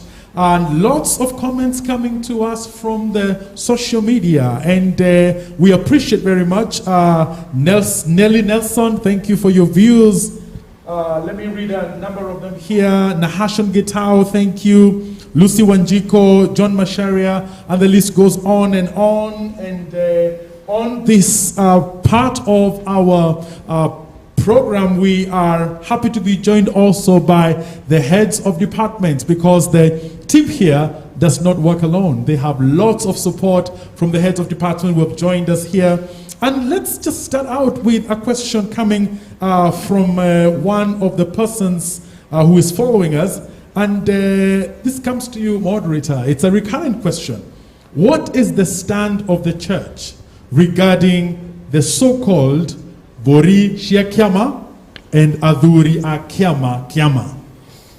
Well, we talked about that issue during the acceptance speech, and we said, of course, theologically, it doesn't make you any better because you go through a certain rite of passage. We know that Apostle Paul had gone through very many rites of passage, but he considered it loss when he realized who Christ is. So no process will ever make you a better person in your faith. Therefore, there is no point in thinking that when you go through that, it makes you a better person. But again, Apostle Paul advises against waste of time in exercises that maybe they are not sinful, but they are not beneficial. They are permissible, but they are not beneficial. He asks Christians not to throw their fists in the air. You know, you throw a fist to hit at something. But throwing a fist to hit the air is a waste of energy, is a waste of time. So our advice to people is that they shouldn't consider this rite of passage as important at all in their Christian journey. And if you have gone through it, keep it to yourself, and please do not throw or try to belittle those who may not have gone through it. Personally, I have not gone through those processes, and I feel okay, and people think I'm also okay. So why would you want to bother people because you believe it's good, yet it's not biblical, theologically it's not sound, and we do not even have those goats in the first place. So why would you want to engage in an exercise that does not make you a better person? And as I said earlier, we know that those who went through those processes earlier are the people who welcomed Christianity and embraced it. You know, our fathers, and I mentioned what happened in Kabui, where the local elders went for the missionaries, and they invited them in their homestead. And that was a way of saying, well, we may have gone through these cultural processes, but we realize there is something that has come up that is going to be useful to us. So that is the route we would advise our members to take. All right, the position is very clear, coming from you, moderator. Another question coming, it's very recurrent.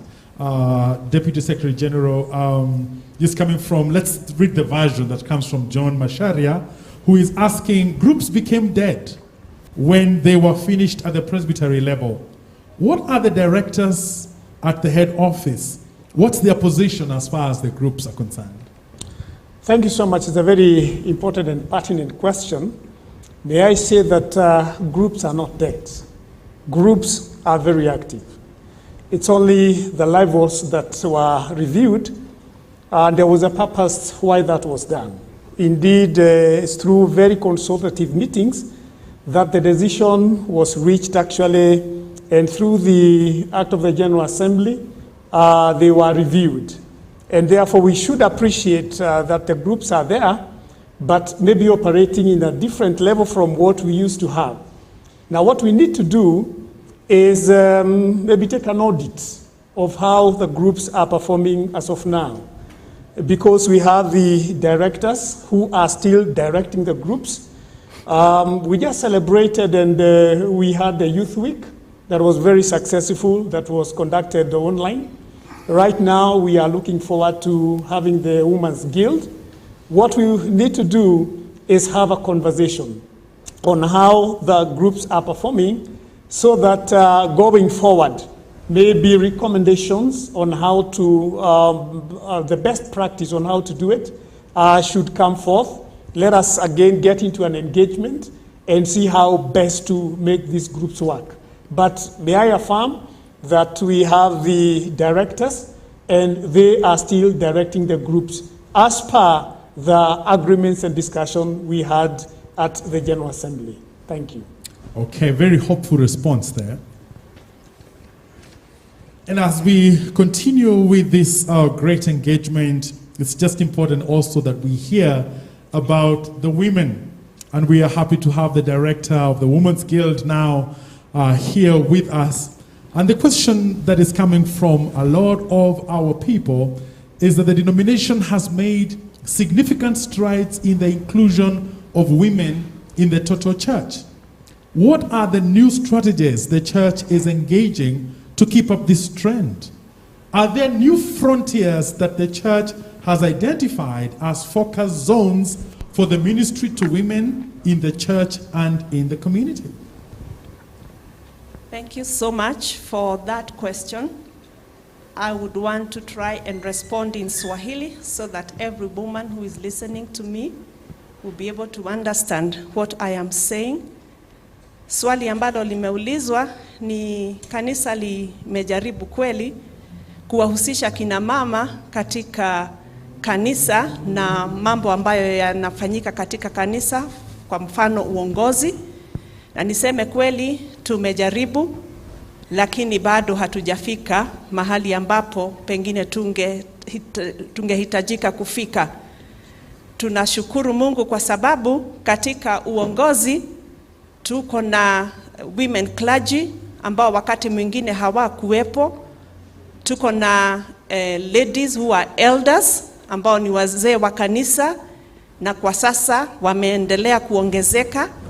Na tuko na kina mama na wasichana ambao wanahusika katika uongozi katika vikundi mbalimbali. Kwa hivyo kanisa limejaribu, lakini tunahitaji pia kuendelea kujitahidi, maana tungetaka kuona kina dada wengi katika hali ya uongozi na katika hali ya kuhusishwa kwa mambo mengi yanayofanyika katika kanisa letu. Hasa pia ni ombi langu na la wengi ya kuwa siku moja tutakuwa na mwanamke kiongozi katika what we call the top leadership in the church. Hilo ndilo ombi letu kama kina mama. Na niseme ya kuwa kanisa linaendelea kuwahusisha kina mama katika kanisa letu kwa jambo la kwanza ambalo nitasema, ile tunaita capacity building.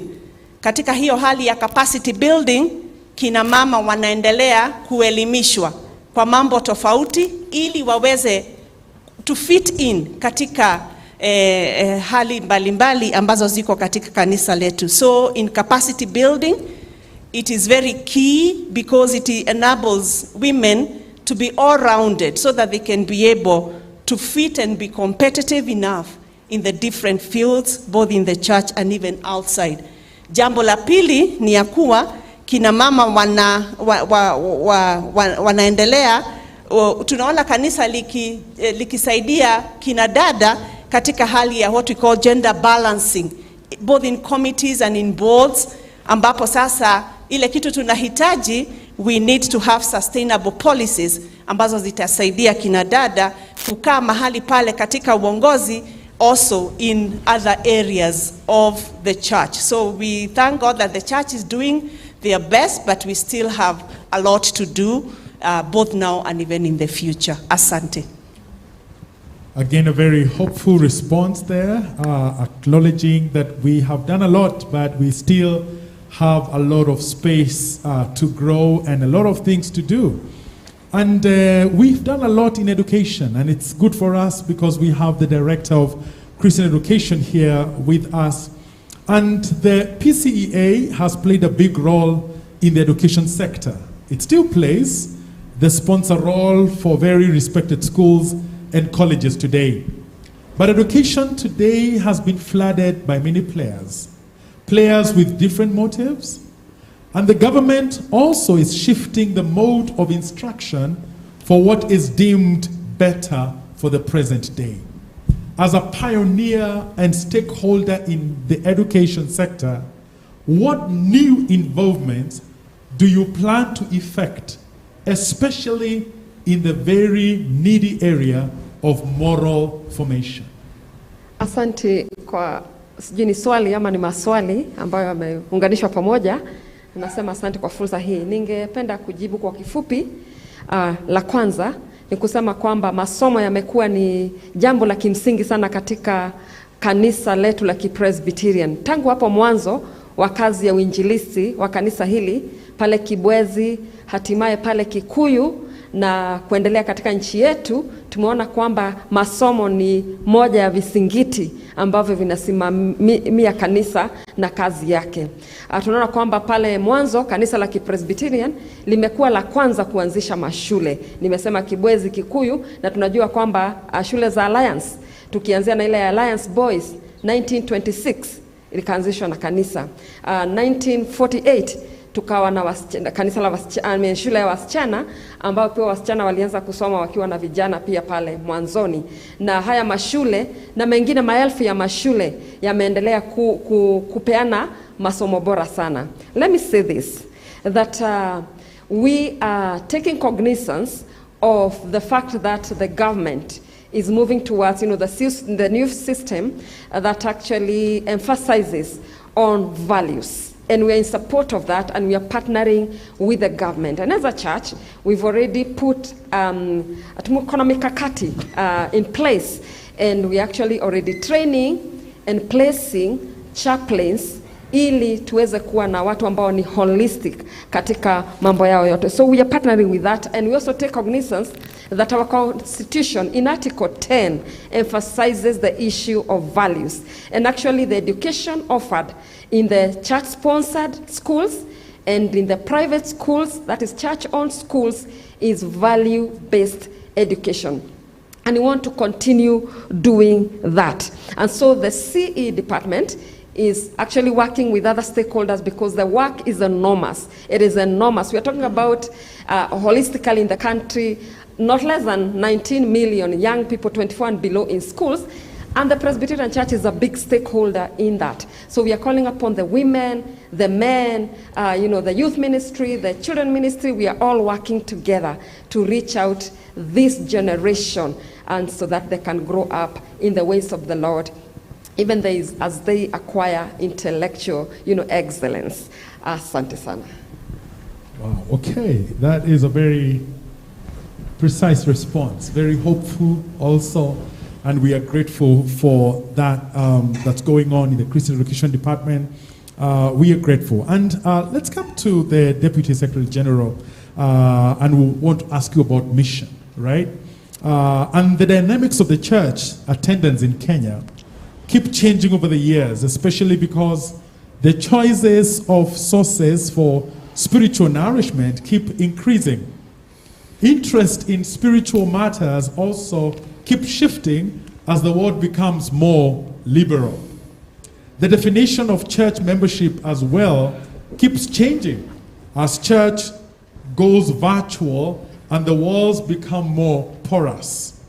Now, regarding the numbers in the church, elements are growing and which one is shrinking. Some are growing, others are shrinking. Overall, can you tell us, is the Presbyterian Church stagnating? Is it growing?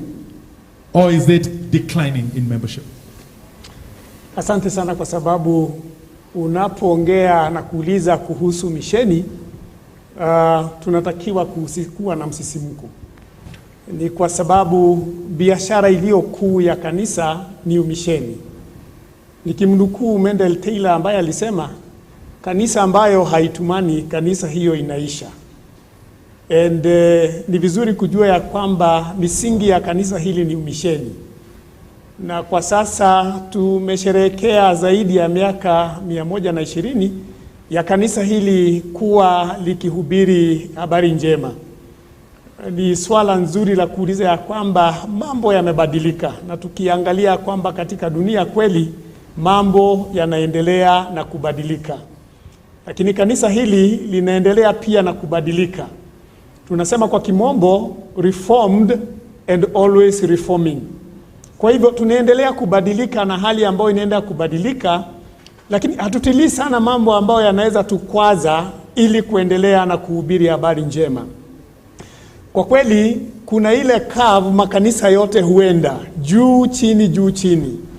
Na utakubali ya kwamba kulingana na nyakati utapata ya kwamba kanisa hili limeendelea na kukua, kanisa hili limeendelea kuwa na watu wengi, lakini utapata kwamba kwa sababu ya mambo mawili matatu labda ambayo yanaegemea tamaduni, kama vile moderator alisema, kuna wakati labda unakuta vijana ni kama wameondoka, lakini pia unakuta ya kwamba kwa sehemu nyingine tena wanarudi.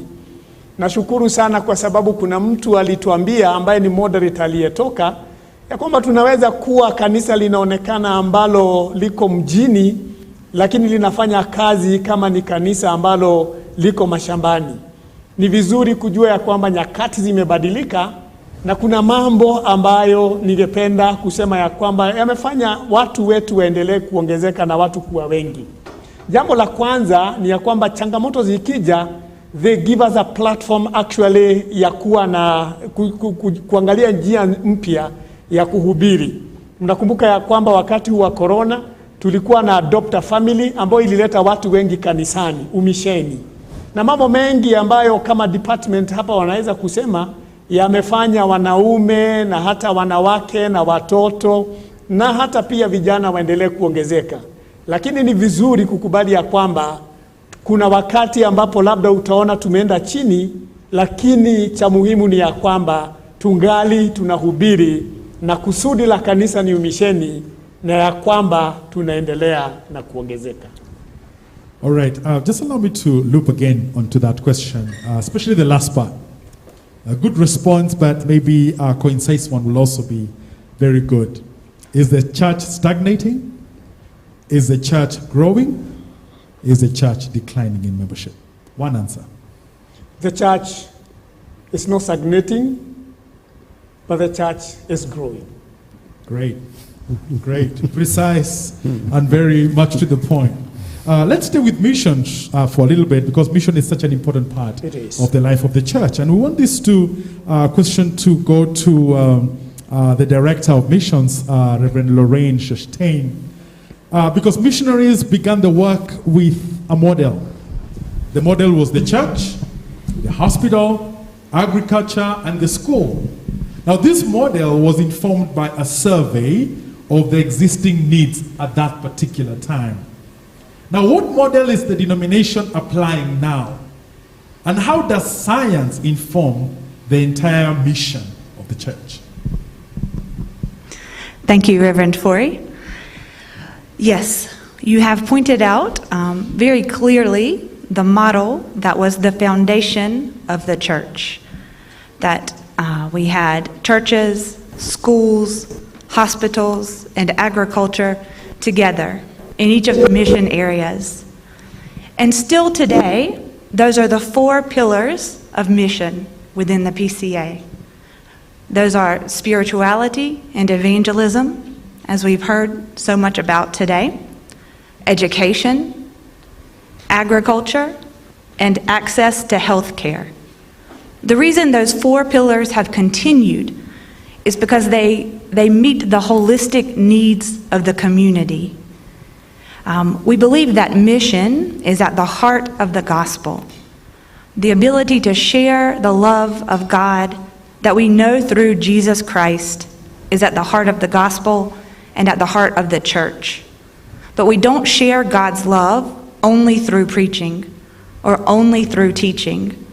We also share the love of God through education, through meeting the needs of the community.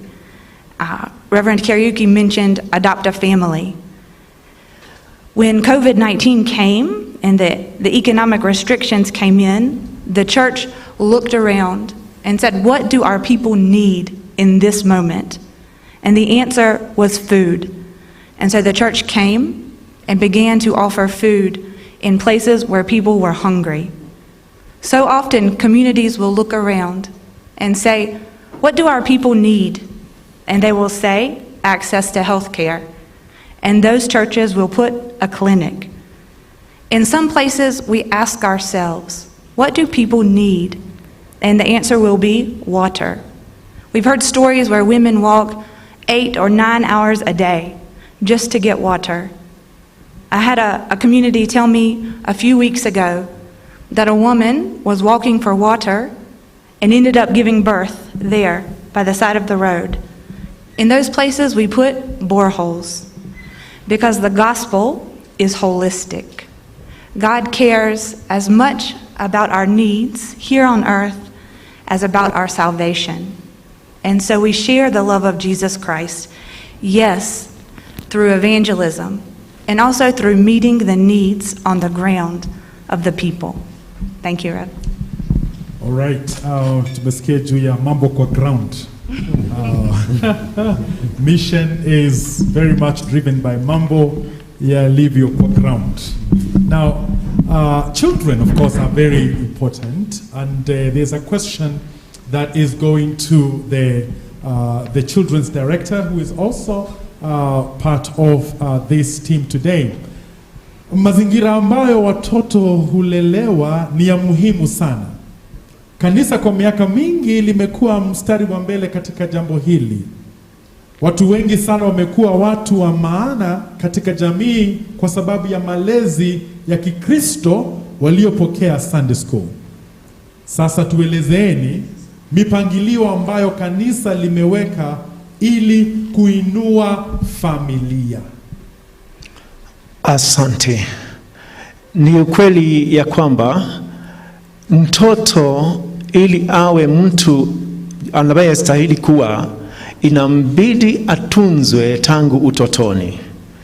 Ili kulea jamii bora, kanisa linatia bidii na mikakati ambayo inabidi kuleta uwiano katika jamii kuanzia kwa mtoto. Jambo la kwanza ambalo ningetaka kusema ni ya kwamba mtoto anaanza kufundishwa hata kabla hajazaliwa. Unaweza niuliza atafunzwaje na hajazaliwa? Yule ambaye amembeba mama yake ndiye anayetunzwa na neno la Mungu na furaha na jinsi ya kukaa vizuri nyumbani, dipoza ule mtoto aliye tumboni aanze kuzoea uzuri wa dunia.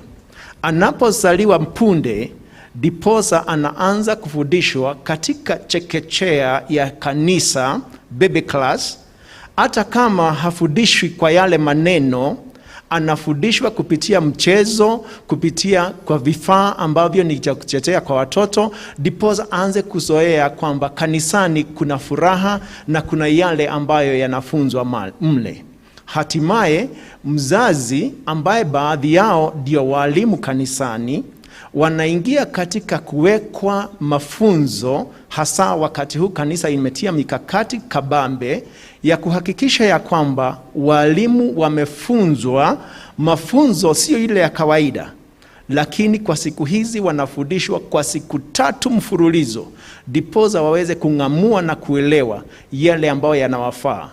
Hatimaye baada ya hayo wazazi wanafundishwa kujumuika katika huduma ya watoto, that is synergy.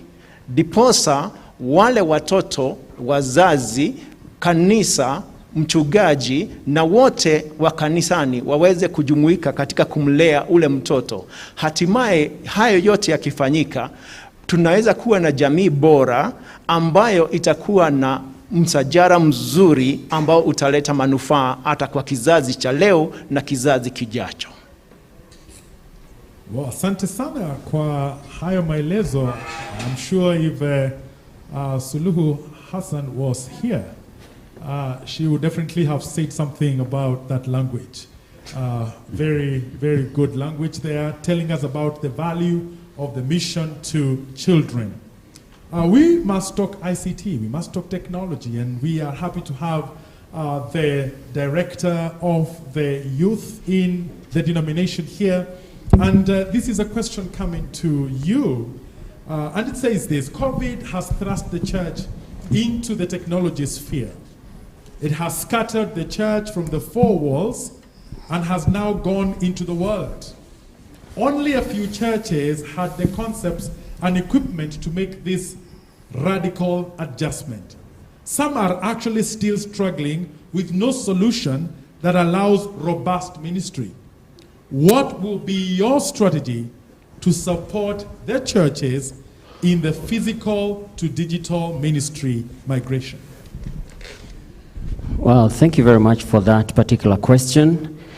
When, first of all, when you look at the national statistics of Kenya, 75% of the population is under 35, 36% of whom are between 15 and 35.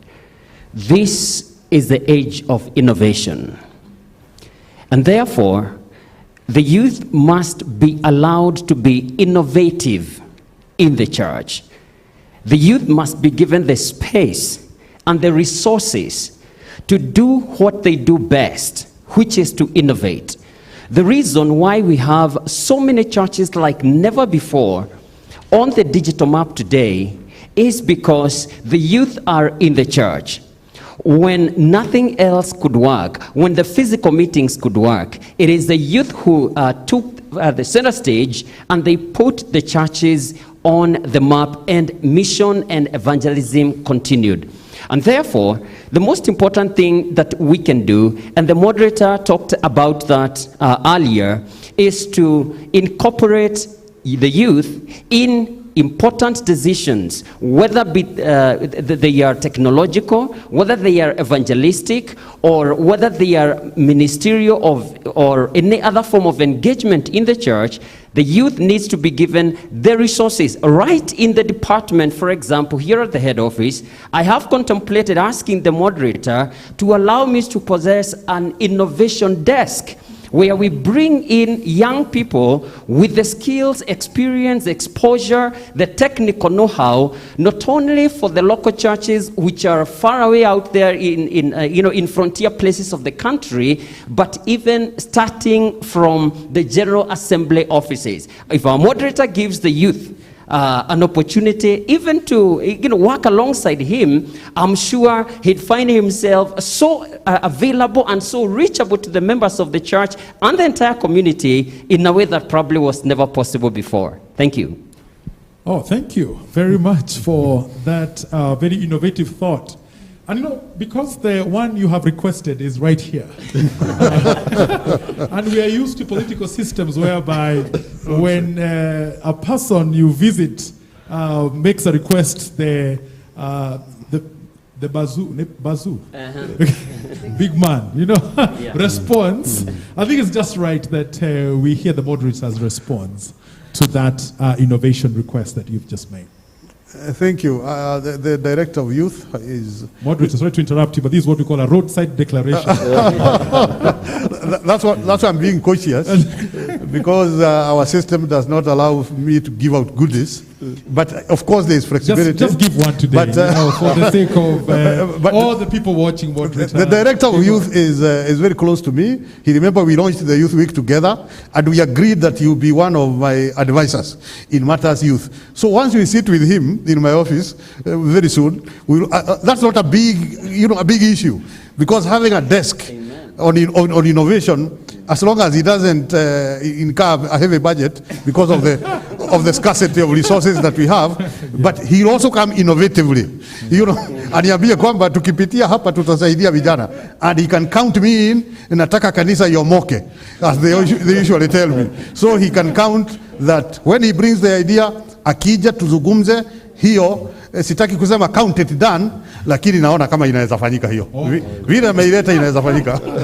You know, Amen to that. Amen. Amen to that. Yeah, good. Thank you so much, because that's a really keen thing about innovation. Again, let's go to our social media platforms again, and we'll come to the Secretary General. A question that is coming again and again and again. It seems our people really care about this question. Maybe you can give yet another take at it. What plans do you have to strengthen the PCEA institutions like hospitals, hotels, schools, colleges, etc.? Thank you so much, Moderator. I think what we need to appreciate is that the social media space has come in handy to help the church and to ease our ways of conducting business. And therefore, we look forward to more interactions, and we look forward to creating more spaces for them. But what I would love to say here is that, again, good as it is, the social media platform, it has come with its own challenges, because it has been used recklessly and at times not to build.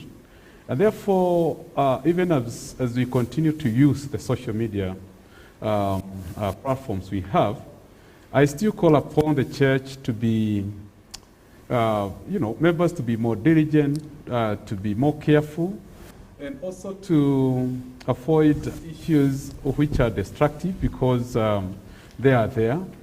And therefore, let us not, as I said in my speech, let us not lose the element of the vestry. That there are those things to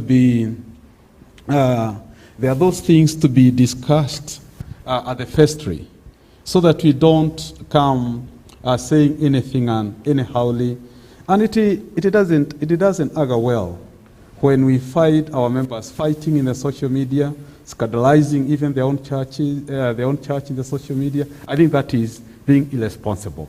So let us use the social media space in a very responsible manner, and it will help all of us. And let us be careful. The vestry is there. Let us use it well. All right.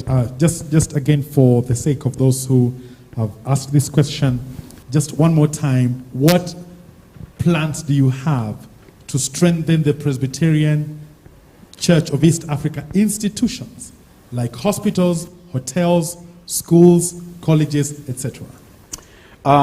Management, and I repeat, management. What we need to go into. And we are planning to, we are just from a meeting, and we were discussing on how to strengthen the management of our institutions. And we are going to do a very clear audit of our institutions so that we know the status of our institution, the health of our institution. And if at all I am a burden to the institution, as we say, I think if the institution doesn't need me, I'm a burden, I should be allowed to go. So let us be careful. Let us look into our management. Let us make sure that we are good stewards. Let us ensure that we take care of what we've been entrusted by the church, by all our members. So management. Let us be frugal in all what we are doing. Okay. Great stewardship. We want to, again, appreciate all these great comments, very encouraging ones, that are coming from our viewers. This one says, I'm Salim from Nakuru East Emmaus Church. Mine is to thank the moderator and his leadership. We are praying to God to continue strengthening his faith and vision that he have, I'm just reading as it is, for this church. We see the PCEA that was there in 1990, that was a brother skipper. Well, I'm just reading as he has said it. Lots of people praying for you and seeing a lot of hope as you continue in the leadership. Another one, Agnes Wainaina says, well, in our PCA leadership, I'm excited to see finally, now listen to this, the young and vibrant leaders, young and so do not, that tag is your tag. Just keep it. Just keep it. Leaders with a big vision, praying for you to take the church to the next level. We are doing things differently to get different results. Well done. Thank you. I must read about there's one Eutychus Morathi who is saying, we thank God because of you. You are here for a reason in this season. We cannot be defeated in our own game. We have always led the way. God bless you. God bless you, PCA. Very encouraging reports right there. And we are coming to near the end of our great engagement, this vision, conversation. And it's just right, moderator, that we talk about the BBI. It's not, I mean, it's everywhere, you know. Building Bridges Initiative, a lot of stuff going on. And what would be your word to the church concerning the BBI? Nilisema wakati tulipokula kiapo tarehe 6 mwezi wa 4 kwamba BBI iko, tuliona ikipelekwa kwa counties ikapigiwa kura, kisha jana ikaingia kwa bunge la kitaifa ikapigiwa kura, itaenda kwa bunge la Senate itapigiwa kura. Kwa hivyo BBI iko na sisi, na Wakristo na wana Presbyterian ni wapiga kura, na Wakristo na wana Presbyterian ni walipa kodi. Na kwa hivyo wakae wanaangalia hali hii vile inavyoendelea, msilale hata kidogo, muangalie vile inavyoendelea, mujaribu kuelewa na mujaribu kujua kwamba wakati utafika vile dalili zinavyoonyesha, kwa sababu dalili za mvua ni mawingu, inaonyesha kwamba tutakuwa na kura, tunaweza kuwa na kura ya maoni. Kwa hivyo ukae umejitayarisha kupiga kura. Lakini kama kanisa mara nyingi isipokuwa kuwe na jambo linaenda kinyume na imani, hatutaki kuambia watu piga kura kushoto au kulia, isipokuwa kuwe na jambo ambalo linaigilia imani. Kwa sasa hatujaliona, na mkiona mtatushauri. Kwa hivyo tungeomba wakati huo ukifika kwa maombi, kila mmoja wetu atokeleze, aende apige kura kwa amani, kura zihesabiwe na itagazwe ni upande gani ambao utakuwa umeibuka mshindi. Lakini kwa sasa sisi kama kanisa vile naona, lakini nazidi kushauriana na viongozi wenzangu, hatujaona jambo la kiimani la kuambia watu kataeni au kubalini. Kwa hivyo na watu wa kanisa letu na Wakristo ni watu werevu, wanasoma, wanaelewa, wanaangalia ishara zinavyoendelea. Na kwa hivyo ikifika wakati wa kufanya maamuzi, najua watafanya maamuzi yaliyo bora. Na pale ambapo wangetaka msaada, tunajua kwamba kule chini kuna vikundi tunaita JPRC. Vikae vinajaribu kuelimisha watu yanayotokea, lakini tena tusiingie kwamba wewe unauga pande hii au pande ile nyingine, isipokuwa tuwe tumesema kutoka hapa juu. Kwa sababu tukifika hapo tutakuwa tumegawanya washirika, tumegawanya Wakristo, na hatutaki kugawanya Wakristo kwa mambo ya siasa. Tungetaka Wakristo wenyewe wajiamulie, wajue kwamba haya mambo yatakuja, yatapita, na kanisa litaendelea kuhubiri. Lakini mahali tulipo kama viongozi tunajaribu kusikiza pia. Hata sisi tunasikiza, tumetega masikio kabisa ili tusikie ni nini kinachotendeka. Kura zinapopigwa tunaangalia zinapigwa namna gani, wanaozieleza sera hizi tunasikia vile wanavyozieleza. Kwa hivyo mkae mnasikiza na uamuzi utakuwa wetu. Asante. Okay, thank you, moderator. And we will now invite the Secretary General to also give now his final remarks to the church. Thank you so much. I want to take this opportunity for all of you. Thank you all of you for listening, engaging us. And this is my call to all of you. Support us so that we can take this church to the other level. Please do not use an older script to judge us. Give us an opportunity to serve you. Pray for us. Let us continue engaging each other. Let us get positive criticism from you. Advise us on how we should man this church. Let us realize that we only have a very short time to do what God has called us to do. And therefore, your portion matters, my portion matters, and let us join together. This church is full of hope The future is bright. The future is there for this church. Therefore, support us, work with us, and keep us updated on every issue.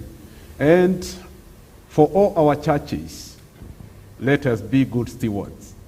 Wherever you are, whether you are deacon, whether you are an elder, a minister, wherever you are, be a good steward. Let us all work as we are working for the Lord. Trust us, and we are going to get there together. Thank you.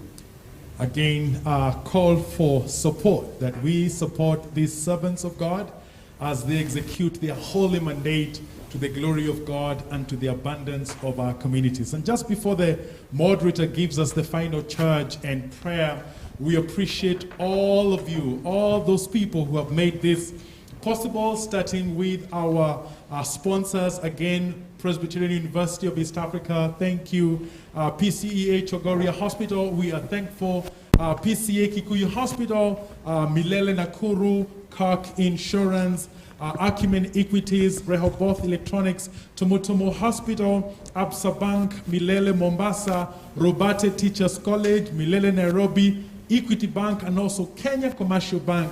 We are very grateful for your support. And also we want to appreciate the officers of the General Assembly for their great dedication to make this conversation possible. And we want to appreciate you, our viewer, for staying up to this hour of the night. And I'm sure that it's been a very insightful, very hope-giving engagement. And now we welcome the moderator for the charge and the benediction. Tunashukuru Mungu kwa wema wake. Tuliwaalika muwe pamoja nasi na hamjatuangusha, nitumie language ya youth. Hamjatuangusha, mmekuwa nasi kulingana na yale ambayo tunasikia mkichangia. Tumezungumzia mengi, kuna uwezekano labda hatujaguzia yote, mtuwie radhi, tutaimarika zaidi kulingana na maoni yenu, lakini mjue kwamba kama General Assembly ya 23 tuna msimamo wa kusema kuwa tunataka kanisa liimarike. Tunataka kanisa liimarike kiroho, tunataka kanisa liimarike kimali. Na kwa hivyo tungeomba kila mmoja wetu ashikilie mahali ako. Sisi hapa kama viongozi kwamba tutasimamia mambo yenu sawa sawa.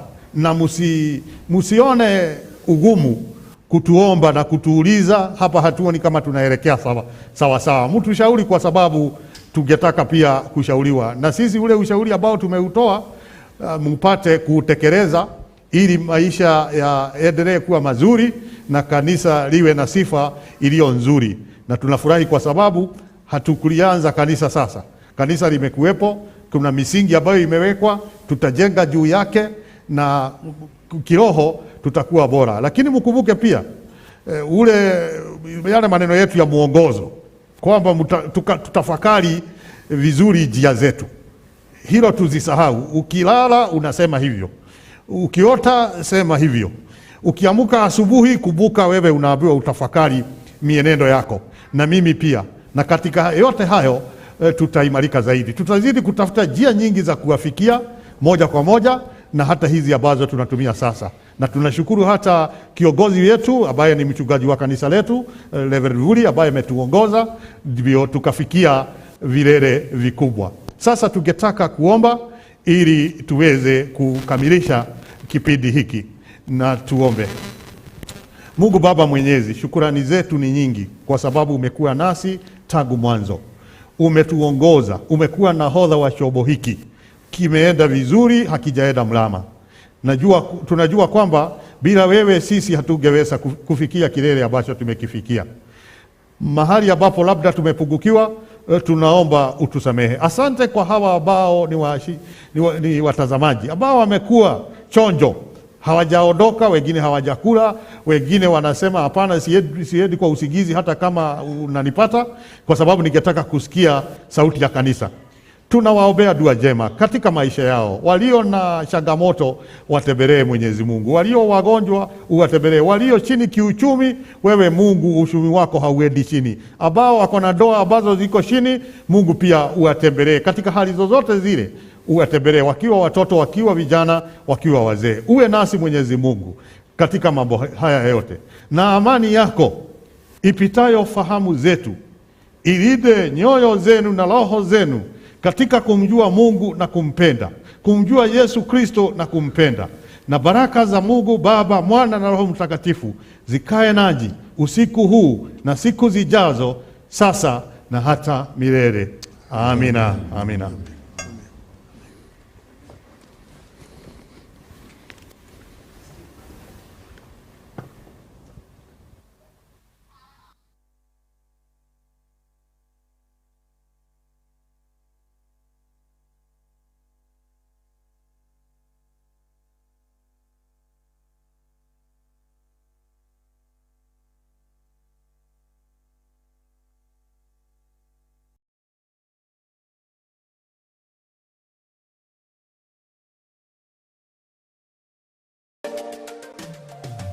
Welcome to Milele Beach Hotel Mombasa, the heavenly experience. Milele Beach Hotel is the only non-alcoholic and non-smoking hotel in Eastern Central Africa, located along the white sandy beach of the Indian Ocean. We offer accommodation, self-catering apartments, banqueting, corporate functions, conferencing and meetings, gala dinners, cocktails, recreational and fun activities, team building, weddings, birthdays, anniversaries, and more. We are strategically located in the north coast of Mombasa, a 20 minutes drive from the city center and 30 minutes from the airport and SGR terminus. For booking and enquiries, call us on 0729 403 649 or reach us on email reservations@milelehotels.com.